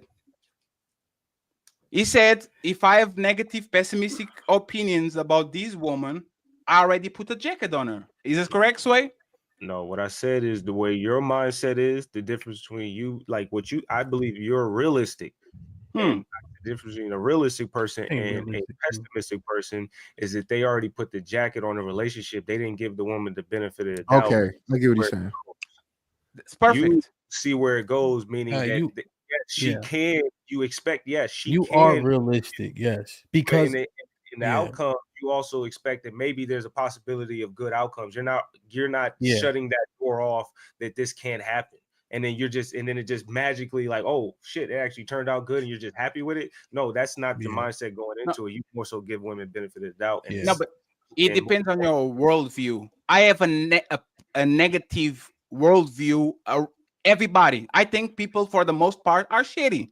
Like if your balance of probabilities, most of human beings are not going to get their way. Most of us are going to born poor, die poor. Most of us will not be faithful. Like I believe that shit is going to happen. If you don't have that worldview, and you think that actually have a more positive outcome when about life, you are putting jackets on people because it's just your mind. The world is ugly. You just choose to not see the world as an ugly thing and as a positive thing because you feel that way. So you are putting the jacket on these people because you're not judging them on reality. You are judging them on a positive outcome of you thinking that the world is a little bit pinker than I do. I think the world is black.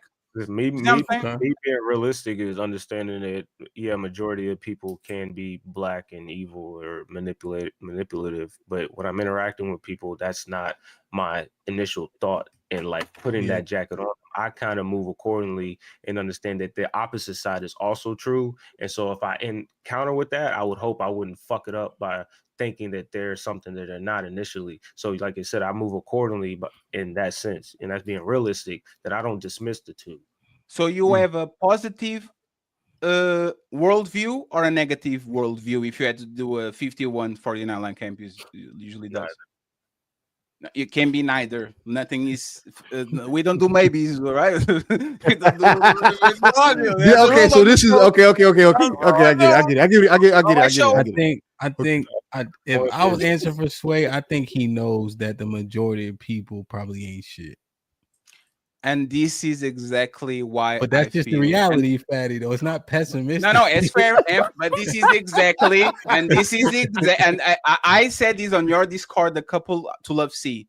If most of us have a negative opinion about our worldview, and most people are ugly, is going to be more gray than rainbow and all that. Pessimistic. The person that has that point of view is not pessimistic; is realistic because most of the majority. Exactly. So I see your point. So okay.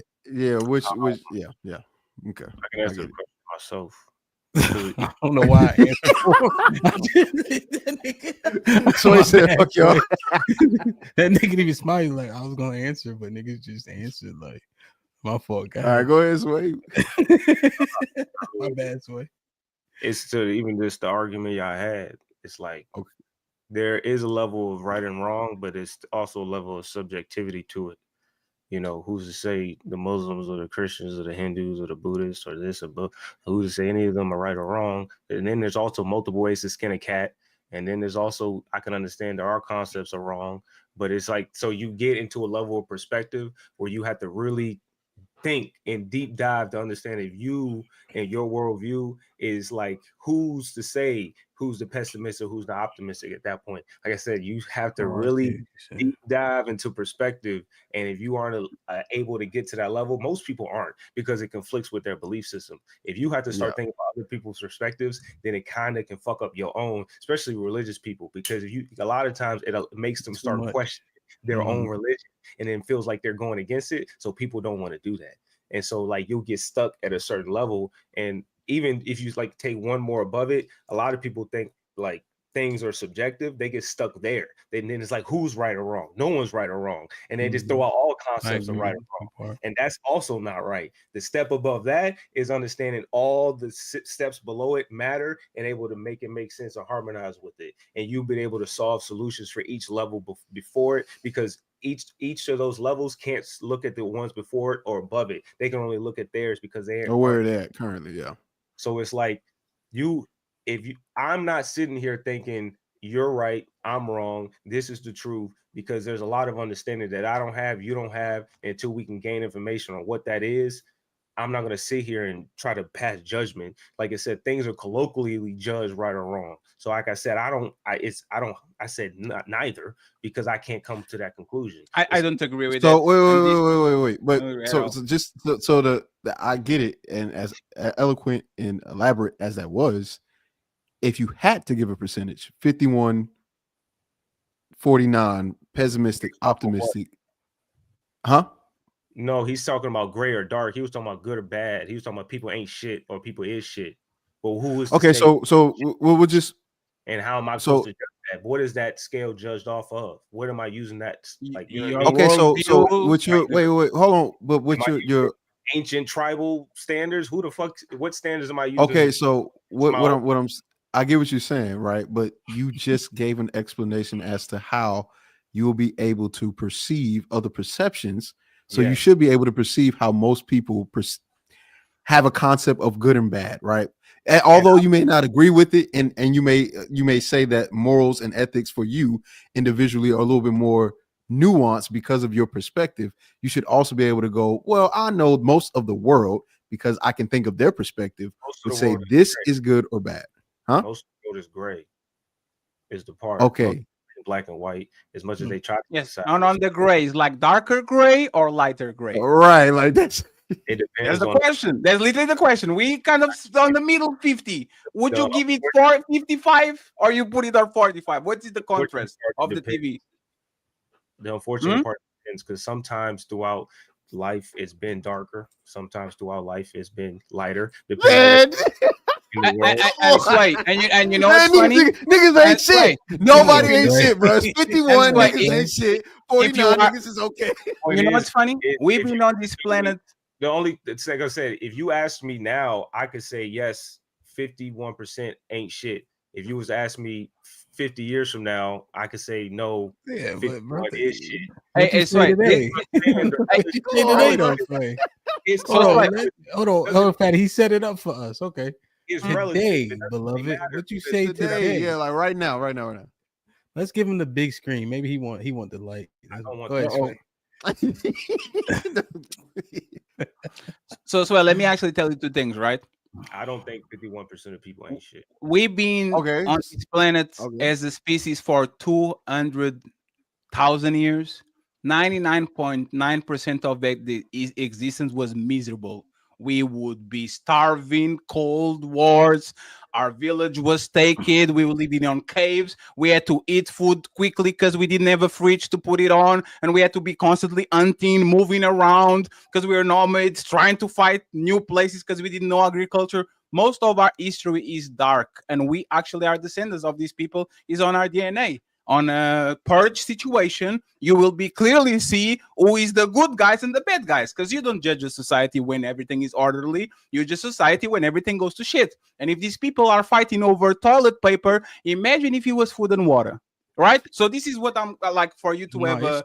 See what I'm saying? It's real, but caught in the trick bag when I think of different concepts. So my brain. No, you're doing good. Well, so even and that's the thing. Like I understand the premise well. I agree that it's realistic though, because the pessimists, they have that mentality where they can't win, and their actions also mirror that.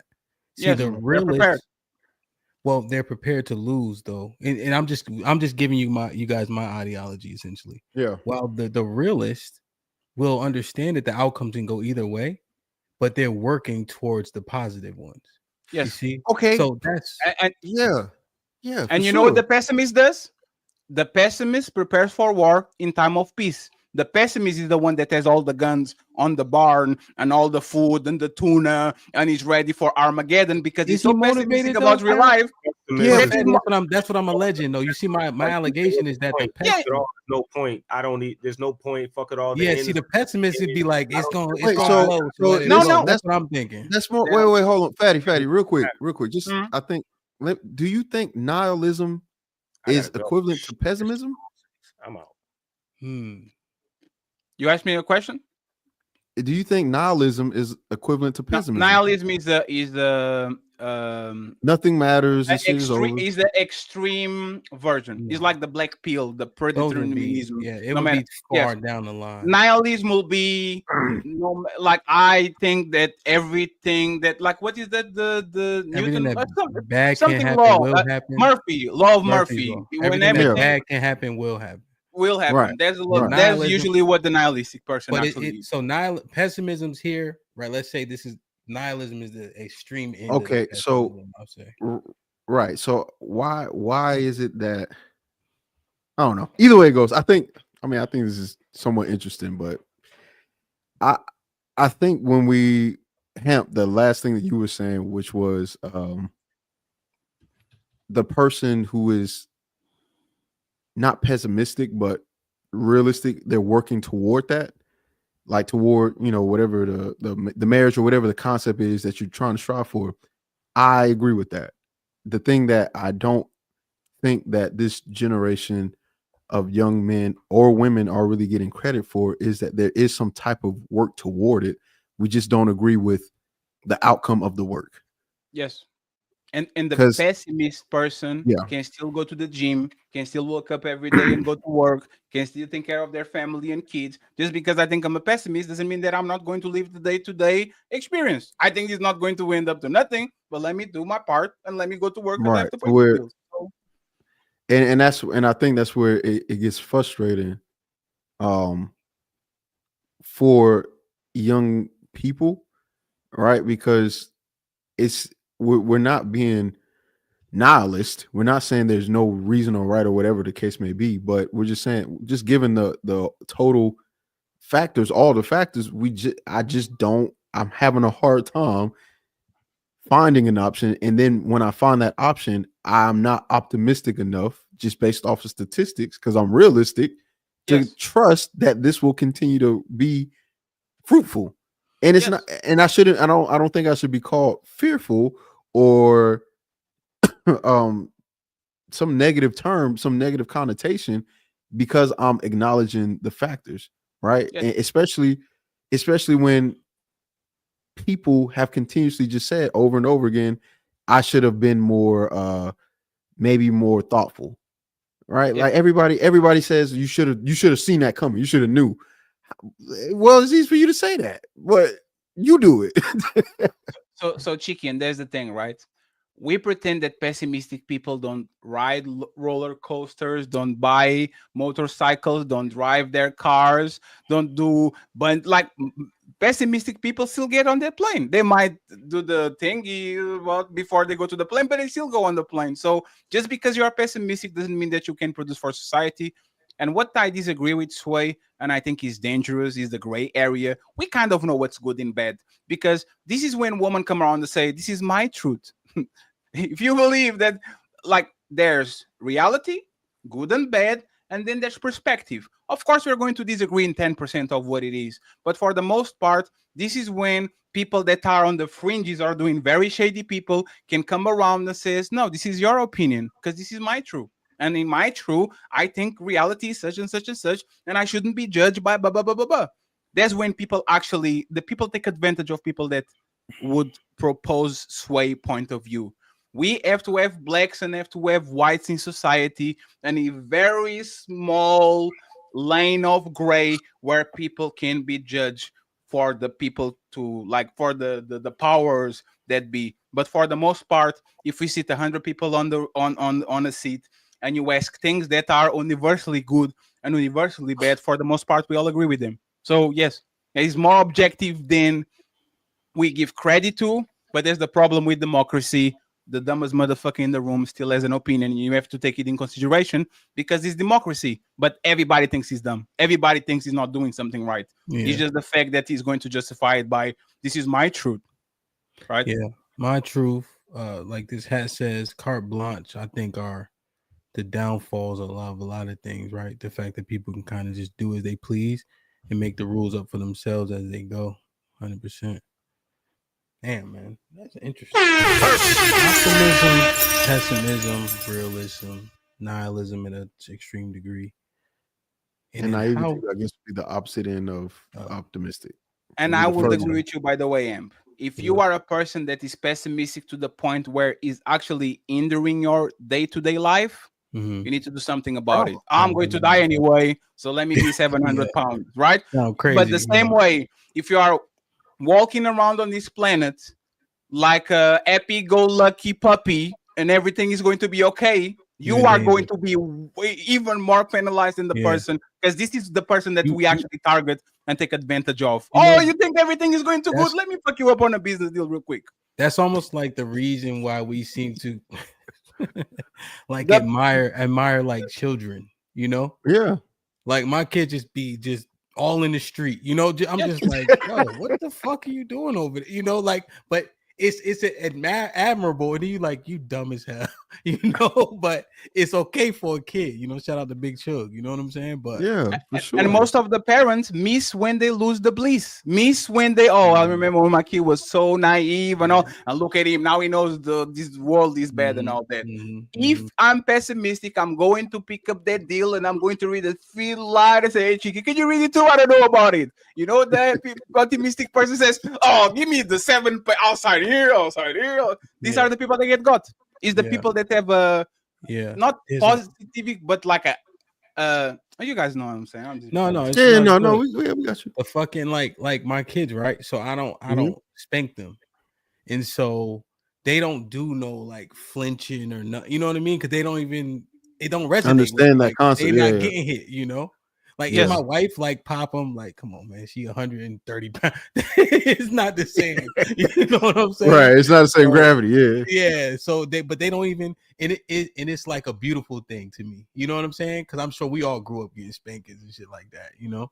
So it's but again, right? The world ain't like that though. To Fatty's point, right? So they gonna learn. People will, you know, but initially, as a parent, you like, you know, especially for the girls, you know, kind of just not accustomed to getting hit and shit, you know. So just to kind of tie back into this the marriage concept that you've been providing this week. Yesterday, when the women were or was it Tuesday when the women were talking about it, you know, what marriage was for them. We heard the good and we heard the bad, right? We heard it from their perspective though, and that's the part that I don't think women quite understand about good men, right? Because I can't say all men are good, but the ones that are and do get married, there's a lot of sacrifice that goes into their happiness. We heard from one woman or multiple younger women, of course, that your partner's happiness is dependent upon you, right? And we know that men's happiness is very simplistic. It doesn't take much. It don't require a lot of effort and just, you know, generally speaking. But women, it's very complex. It's very daunting and also confusing, right? When HQ gave her story, and again, appreciate HQ for being transparent. She was saying, hey, my husband allowed me to be a woman. I learned how to be a full woman and fully express herself. But then you hear in the same sentence, and again, it's not against her, I couldn't identify that he's a human being and he was probably stressed too. And as somebody that already deals with stress as an individual man, knowing that women are an additional stress, not to say that they don't offer or don't have any addition to, but it's an extra pressure. You start weighing that and going, I don't know if I want to, bro, only to get 20% in return. And that's at the highest level. I think it's only fair for a rational human being to go, bro, why would I want to do that? And I'm having the hardest time with women that don't behave like this. Yeah, I think the rationale is there, right? For me to be like, there's no retort, right? If I were to try to retort the logic, it would be disingenuous, right? I think, right? It would be right. It would be just because it would be agenda based, essentially, right? But based on what you're saying, a concession would need to be made. You know, like I would have to say, damn, based on your logic, I would have to agree when you assess the return on the investment, right? I would have to go into things that are intangible to say why it would be worth it, you know? Like I would have to go to, sorry, go ahead. You know, but and that's the thing that doesn't happen. What doesn't happen is the acknowledgement of that. What happens is the bypassing of that into some emotional, euphoric feeling of love and some idea of a man that most women place on men that most men can't fulfill because how I'm human, and some idea of a woman that most men can't get because they're just not that. So it's like I'm the one that's being called analysis by paralysis, pessimistic, you scared, and it's like I'm none of those things. I'm just observant, and I'm trying to make sure that my future and the outcome of my future is more secure. Because if we start involving children, the more things you add to a marriage, the more it's scary when it breaks or falls apart, because everything is not one. You can't separate. There is no compartmentalizing with marriage. It's literally a unison. If I have children, this affects my children. If we get a divorce, you may go, it's different, but there are little disorders that come from people experiencing divorce as kids, and they don't know how to process it. They have abandonment issue. We start talking about the psychology. When you think about the depths and the brevity of what you're trying to do, when you say, I want to get married and have kids, you need to think. I don't want to hear, I get tired of people telling me I'm overthinking. You're not doing enough thinking, and your life dictates it. You fucked whoever you wanted. You smashed on whoever daughters you wanted to smash on. You didn't care about that. You did whatever you wanted to do as a man. And then as women, you let whoever nut, fuck, and do whatever. And you got to, your credit history is shot. You're not, you don't, if I put the credit history, you don't seem to be the person that should be married at all. And most people go, you're overthinking it. No, you just don't line up to what I would want my daughter, son, me, anybody that I know to be. And you can't get mad at me because your history is fucked up because you chose not to think. It's not my fault. Can we go a little bit deeper? That's what she said. Yes, absolutely. You got that on. All deep.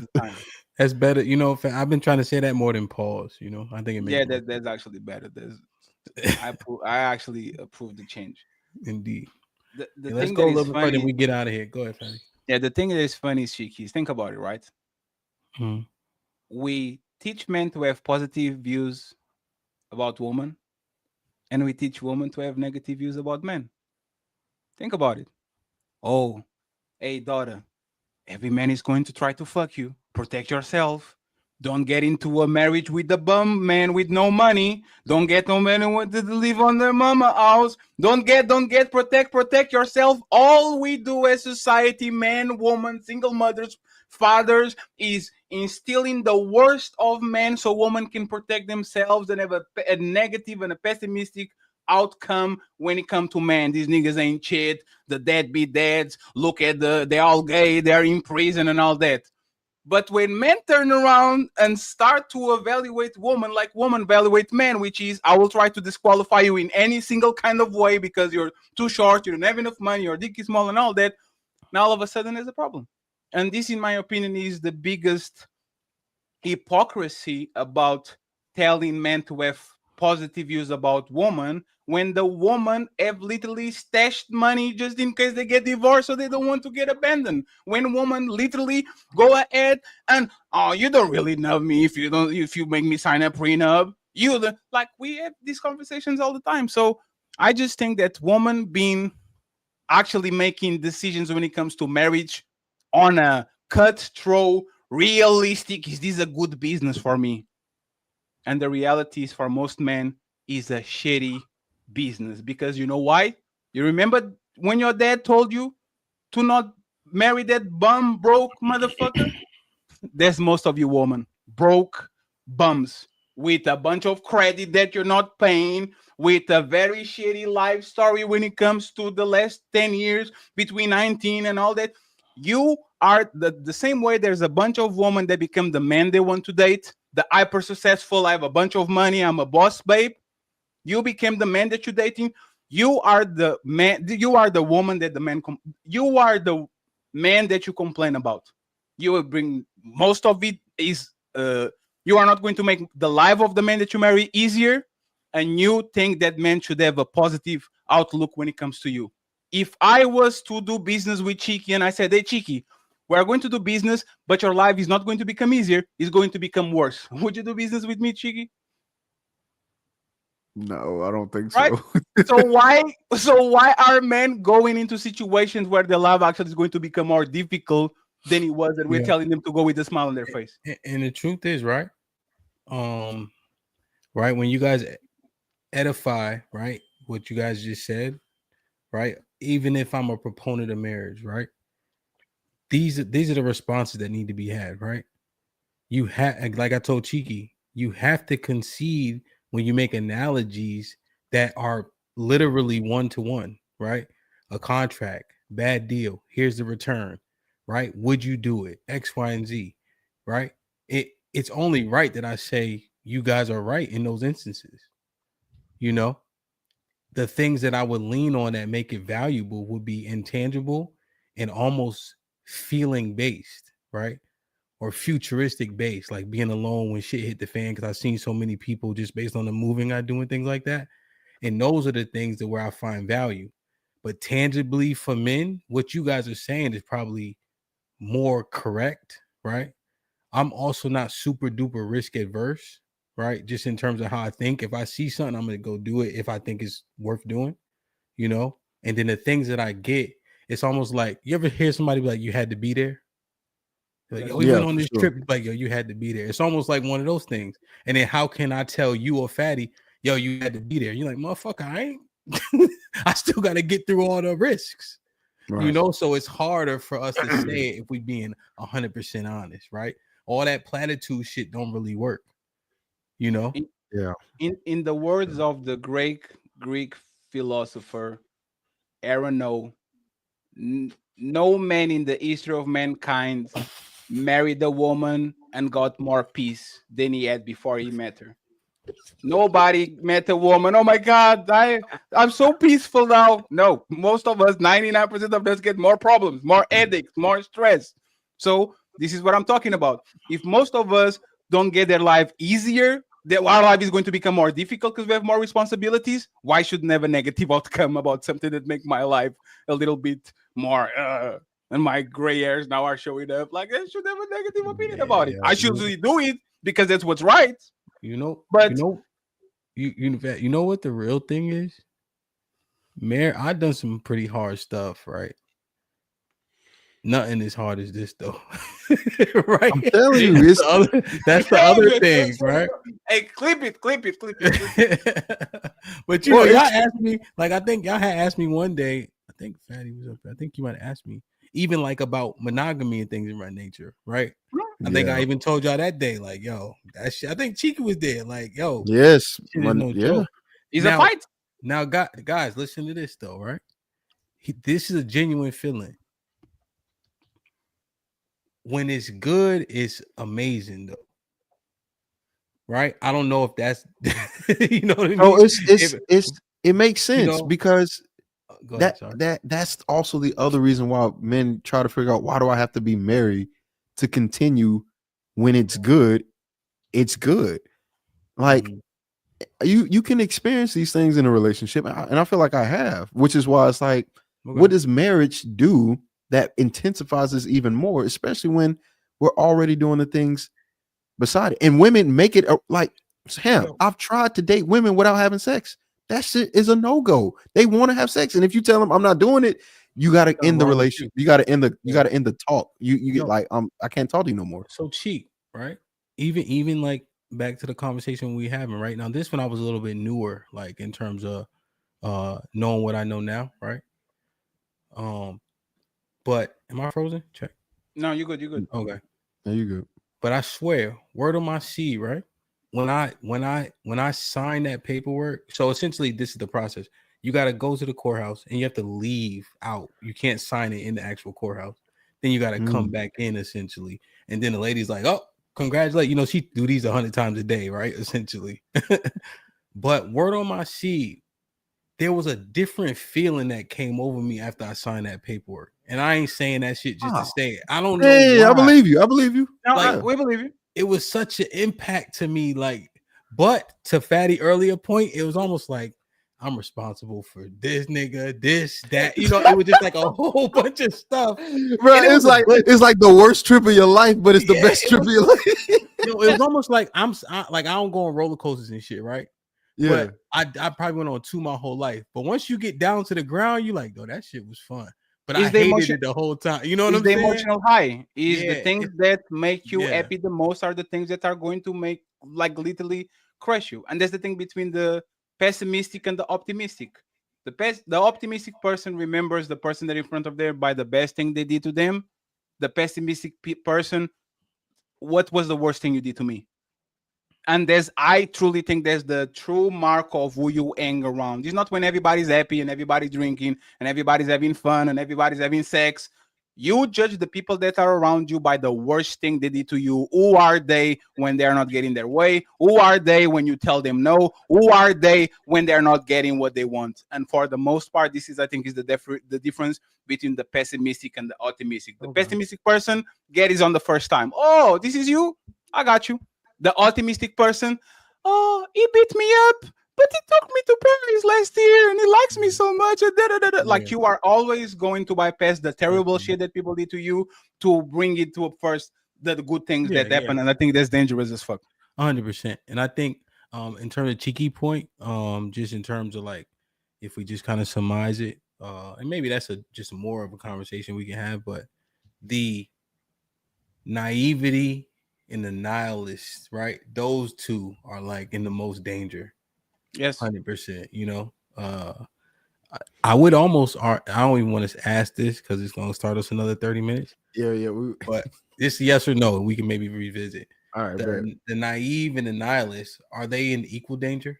No, the naive person is in more danger. The worst thing you want your son to be is naive around the crazy world, because he's going to get got so many times. It's crazy. The analytic person is going to protect themselves more and is going to be more. You see what I'm saying? I think they're even, because the nihilist. I've been in dark times before in my life. Yeah. You don't want to be here on this planet, and you will take yourself off easily when you're a nihilist. And I know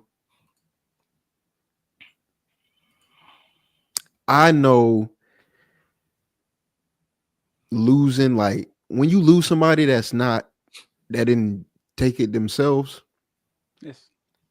you ready to go to war. And then when you realize you can't do that because or whatever the reason, it's a lot of bad things with it. So I think they just as bad, bro. Because at least with an optimist, your mental health and like the things you want to do, you don't do, and you at least come out a good person. And when you not optimistic or you naive, bro, you do some grimy, boy. You do some shit. I think we agree, right? Well, I'm kind of still working through it, but like even when Fatty was making his point and the point you just made and kind of with Sway is pessimist, optimist, right? But Fatty ain't saying be a nihilist. He's saying the pessimistic viewpoint while still, trying you're closer to like that middle though, right? Close like to reality. Yeah, you're closer to like right. So if reality is my microphone, that you might be pessimistic, but you right here. Yes. If you optimistic, it's better to be right here, right? Because you go too far, people start getting in trouble. So and what Chiki said is he's talking about the lack of hope. When you wake up every day and there's not even a little bit of sunlight, that will take you out of it. But Chiki, this is why I disagree with you. So we have to go. Yeah, for sure. I rather you don't see no light and say, you know what, it's time to go. Then you see all the lights and somebody make that shit dark. Make it dark.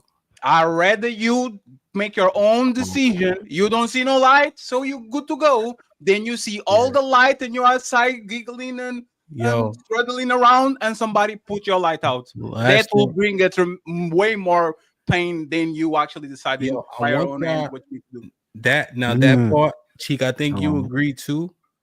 This is I don't want to use a movie because we've been having a great conversation, right? But you guys, when you get a chance, y'all probably already watched it. It's called The Night Of. Y'all seen it on HBO? Watch this shit. So it's a dude. He like Arab or something. He get for a crime that he didn't commit. So he fighting the charge in prison for like 4 or 5, 6 years.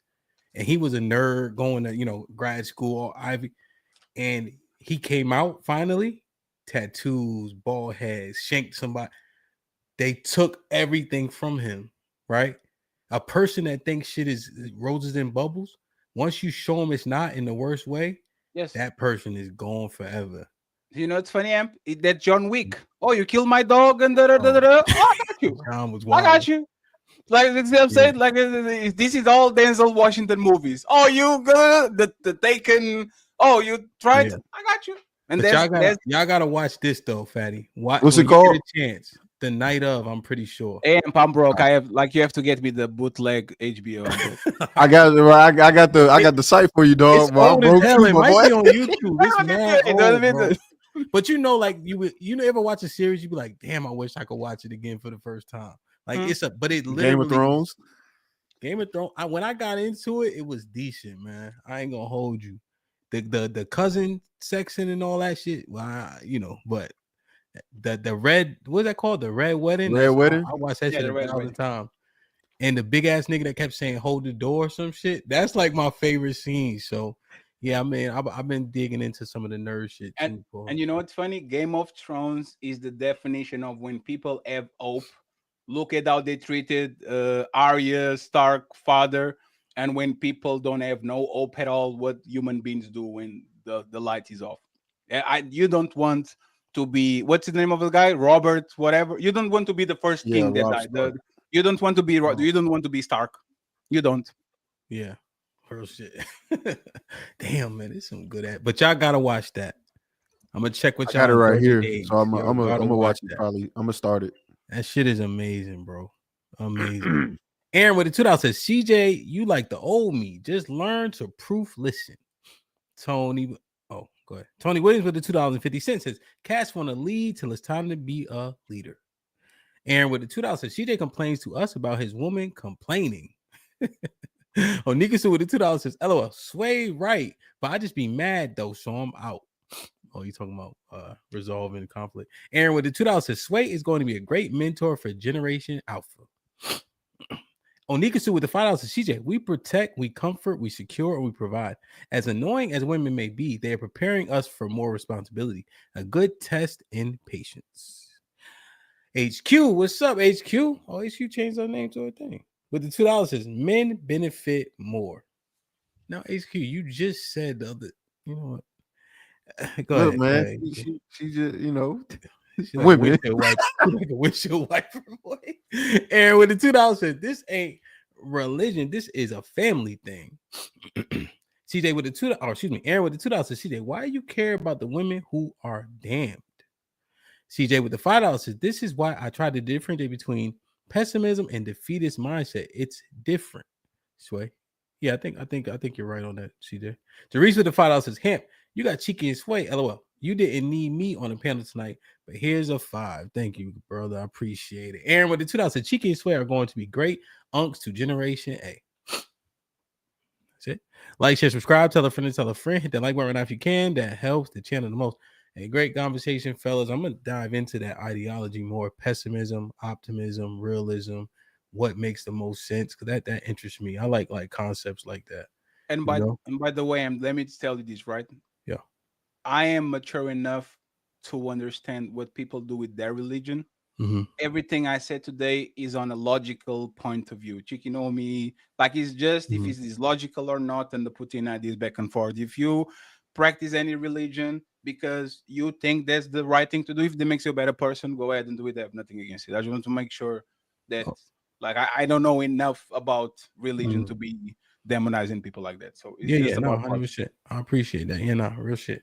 I think and even we talking about it, it's ideology, right? Because it's concepts that we're going back and forth about. So I respect it, right? And I think the better the concept conversation, the challenges, the more in depth you got to think about it and then revisit it as well, So I think it's substantive and good, for sure. Reaper with the $5 says, watch Severance, battle between inner and outer self. Great show. My wife be watching it. I gotta watch that one too. It's like when they go to work, they don't remember nothing they do outside and vice versa. It's like they can live like two different people because they're more productive at work because they're not thinking about the outside world. So it's interesting. Aaron with the $2 says, Cheeky and Sway are going to be. Oh, I read this. Okay. All right, cool. Fatty, any final thoughts? Don't fuck bitches and get a little bit of money. I'm trying to get better. Good job. I appreciate y'all. Hey, Cheeky, glad to see you, brother. I hope you're doing good. Yeah, man. Yes, Be man. safe, man. Hey, and you have to. I think the Virgin Chronicles are over. You have to come back to tell all the story. No, I'm still a virgin. That's the thing. No, man, you are a liar. I take back what I said. I appreciate you guys. I'll see you later. This man is a liar. Taking it back is crazy. Taking it back is wild. That's wild. That's wild. Cheek, any final thoughts, man? Yeah, man. I'm a proponent for marriage, like the idea of it. I'm trying my best at just navigating this new world with different morals than what I'm used to, and I'm being very understanding of women, their stories, and their human experience. But do not fault young men for what they see and their adjustments to what they see, right? Just like I won't fault women completely for what they've experienced and how they adjust to it as well. So that's all I got to say, man. Yeah, no, man. I like that outlook. I'll be man. safe. Yeah, no doubt, man. Appreciate you. I'm gonna hit you. Well, I'll see you in a couple weeks. Shit. Yeah, you'll be here. You'll be here. Yeah. Damn, man. Yeah, Congo, it's on the HBO. It's a series. Hey, man, great combo with the youngins, man. I just want us to move with all the proper edification. It's very possible that the brothers who were, that agree with CJ, that were saying what he's saying, is saying, hey, this is what it is. They may possibly be right? But I just want to make sure we give everybody all the information that we have so they can make a profound and edified decision, right? I think that's uberly important, but it's important to listen to everything that's being said, right? Regardless of who you agree with, do your best to listen as objectively as possible so that you can come out with the best outcome, So, but the young boys initially, man, we got to help them out. We got to help them out. So, hey, man, get y'all tickets to Atlanta. The early bird tickets are sold out. If you hit me up, I got a discount code for a couple people. But we sold out all the tickets. We got a live show Friday. We got adult field day. We got a party on Saturday as well. And we adding one more event, man. Salute Anton. What's up, man? Darius, salute. Keisha in the building, man. Family of God, Jay Ali, Ice Cube, what up? Jarice, I'll check my messages. Nightbot. I ain't scrolling. I'm just reading everybody who's saying it, man. Hey, but let's keep grinding, man. I love y'all. I appreciate y'all, man. Support each other. Let's do our best, man. Remember, a community isn't just a bunch of people. It's a bunch of families, So let's continue to try to tap into that 100%. Obstacles, good to see you, bro. Orchid, good to see you, Orchid, man. I see you in a minute. Tiff, good shit. My brother Shannon in the building, as always. Aaron, salute. Tiff, thank you for always checking on me. Leslie, you was late, but I love you. Get y'all tickets to Atlanta. Let's get it popping. Let's keep grinding. See y'all in the Discord. Definitely see you on Friday, most high willing. Like, share, subscribe. Tell a friend and tell a friend. RBN, I love you. Machine, I love you. And we out.